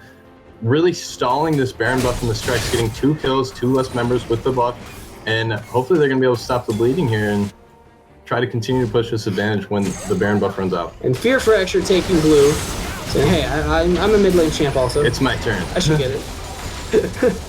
While Winona can't really get much on the map. They were so pushed in every lane, except for bot. I mean, they could have double TP bot as soon as they won that fight. If they sent Akhenball, Funky B, easily could have cleaned up a turret, maybe an inhib too, but kind of lost that opportunity now. Instead, just opting to push out mid lane and push out top lane, let bottom keep doing its own thing. Deciding to save the teleports. They want to keep that global pressure and push 5 men on this mid lane as Echo's coming down as well. And they do complete the siege. This is 2 turrets ahead. Still a pretty good gold lead. Very comfortable for the side of Winona, but as they get into the late game, they're going to have to deal with a lot of damage coming in from the side of the Chicken Chasers. And as this graduates to the late game, let's see how Winona, how they're shot calling. As we mentioned, we don't know how long this team has played together. And the side of the Chicken Chasers, we know have played together. We're assuming that their late game shot calling will be a little bit stronger. They are at a disadvantage in gold, though. Yeah, I mean, we just saw that the shot calling from Winona wasn't incredibly accurate, I guess you could say, as they gave up that bottom turret that could have been free. And I'm curious to see, again, where they choose to go next. Baron's not up for another minute and a half, but they could start to set that up. They don't have much vision up there. It's like they're grouping around this dragon area. Peter trying to clear out some wards. And Dragon's not up for another 2 minutes. Both of those will be coming up around the same time. It is an Infernal Drake, which can definitely help out whichever team is trying to scale harder. Because that 10% extra, or 8% extra damage rather, is quite a lot. Going to be very valuable for both sides going into this late game. 38.5 minutes in now. Starting to see a lot of items picked up for both sides. Yeah, and Baron coming up in a minute. Both teams seem to be grouping around there. Chicken Chasers don't have that much vision. Trying. Both teams are being very stagnant right now, just trying to clear out these waves. So when one of these objectives does come up, they'll be able to get it. And we see waves accumulating top for Winona, but a wave accumulating bot for the Chicken Chasers. So overall, it's going to be Funky B going down bot lane to clean this up, but that signals to Chicken Chasers they might just be able to bomb rush Baron. It's up in 25 seconds. Gives Funky B a little bit of time to get back. Does give Chicken Chasers a lot of priority over this Baron area as Winona somewhat group spot now coming back to the mid lane. Yeah, they're able to get some more wards down. They didn't really sweep for many. I would have liked to see Gavin take that opportunity to say, hey, we know that they're bot. Let's just sweep wards around Baron, get more vision control. And now Winona is the team that gets to sweep, and they are the ones that are going to have control of this Baron area. successfully push out bot, get another Zerat portal top. This is looking clean. Winona doing a very, very good job of controlling their lanes, controlling the waves. And now they're looking to just pressure mid. If they can make the Chicken Chasers go into a siege mode, a defensive mode, then the other lanes will just keep pushing in, or they can pressure Baron. Yeah, Winona playing this very well, getting all their lanes pushed, trying to prep for this Baron, getting good vision, keeping UMD really off anywhere up in the map.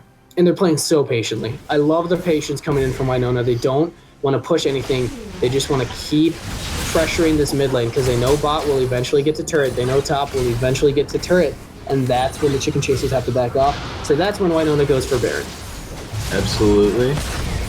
And all 5 members of UMD still grouped in this mid lane. They do not want to give up this Baron for free. And this is it. Chicken Chasers have to back off. Look at this wave bot. Look at this wave top. They have to answer that. Looks like they're trying to bait. They know that the vision is not quite there right now. As soon as they see Quincy top, I think they're going to go for it. They see him top. They might be waiting for somebody to go for that farm on the bot side. They're opting to, instead to push out mid. Very tentative. Jace and Zyra both backing here. Don't know if they know it, though. Looks like they're going to continue to play this safe and not attack the Baron. Yeah, just all vision control. But unfortunately, they're wasting this. As Quincy Adams is going to show bot. Has TP, he can get back into the fight. But they do start Baron. Quincy Adams will be not TPing onto that ward. He doesn't have a great one to get into as well on the backside. How fast can Winona burst this down? They have to back off of Baron as there's so much range coming in from the Chicken Chasers. Gets looked actually getting way too far forward, has to flash away. And Peter engaging on Redemption coming down for the team. Can they get the damage there? The combo of Unstoppable Force and Strangle Thorns. Winona is facing the damage of Quincy Adams, but he actually goes down instead. It is a 1-for-1 trade as of right now, while Akinball forced to flash away, but Funky B not done. Jumps back into the team, picks up a kill. There's the Zonias, there's the Janna shield. Gets out with his life. Great play there by Funky B, picking up another kill and getting out of the fight. A 2-for-1 there for Winona.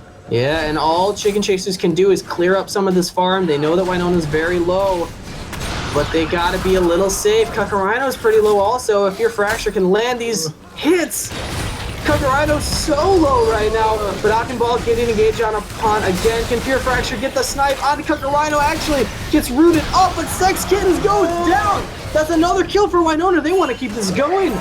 Akinball, you have TP available. You can go for a flank. He's choosing not to. But Funky B getting in, getting the kill, and Kakarino forced to run with his life. This might be Baron for Winona. 4 down for UMD. Looks like they should be able, maybe they're scared versus Baron with these low health bars. They're very low. They tried to get.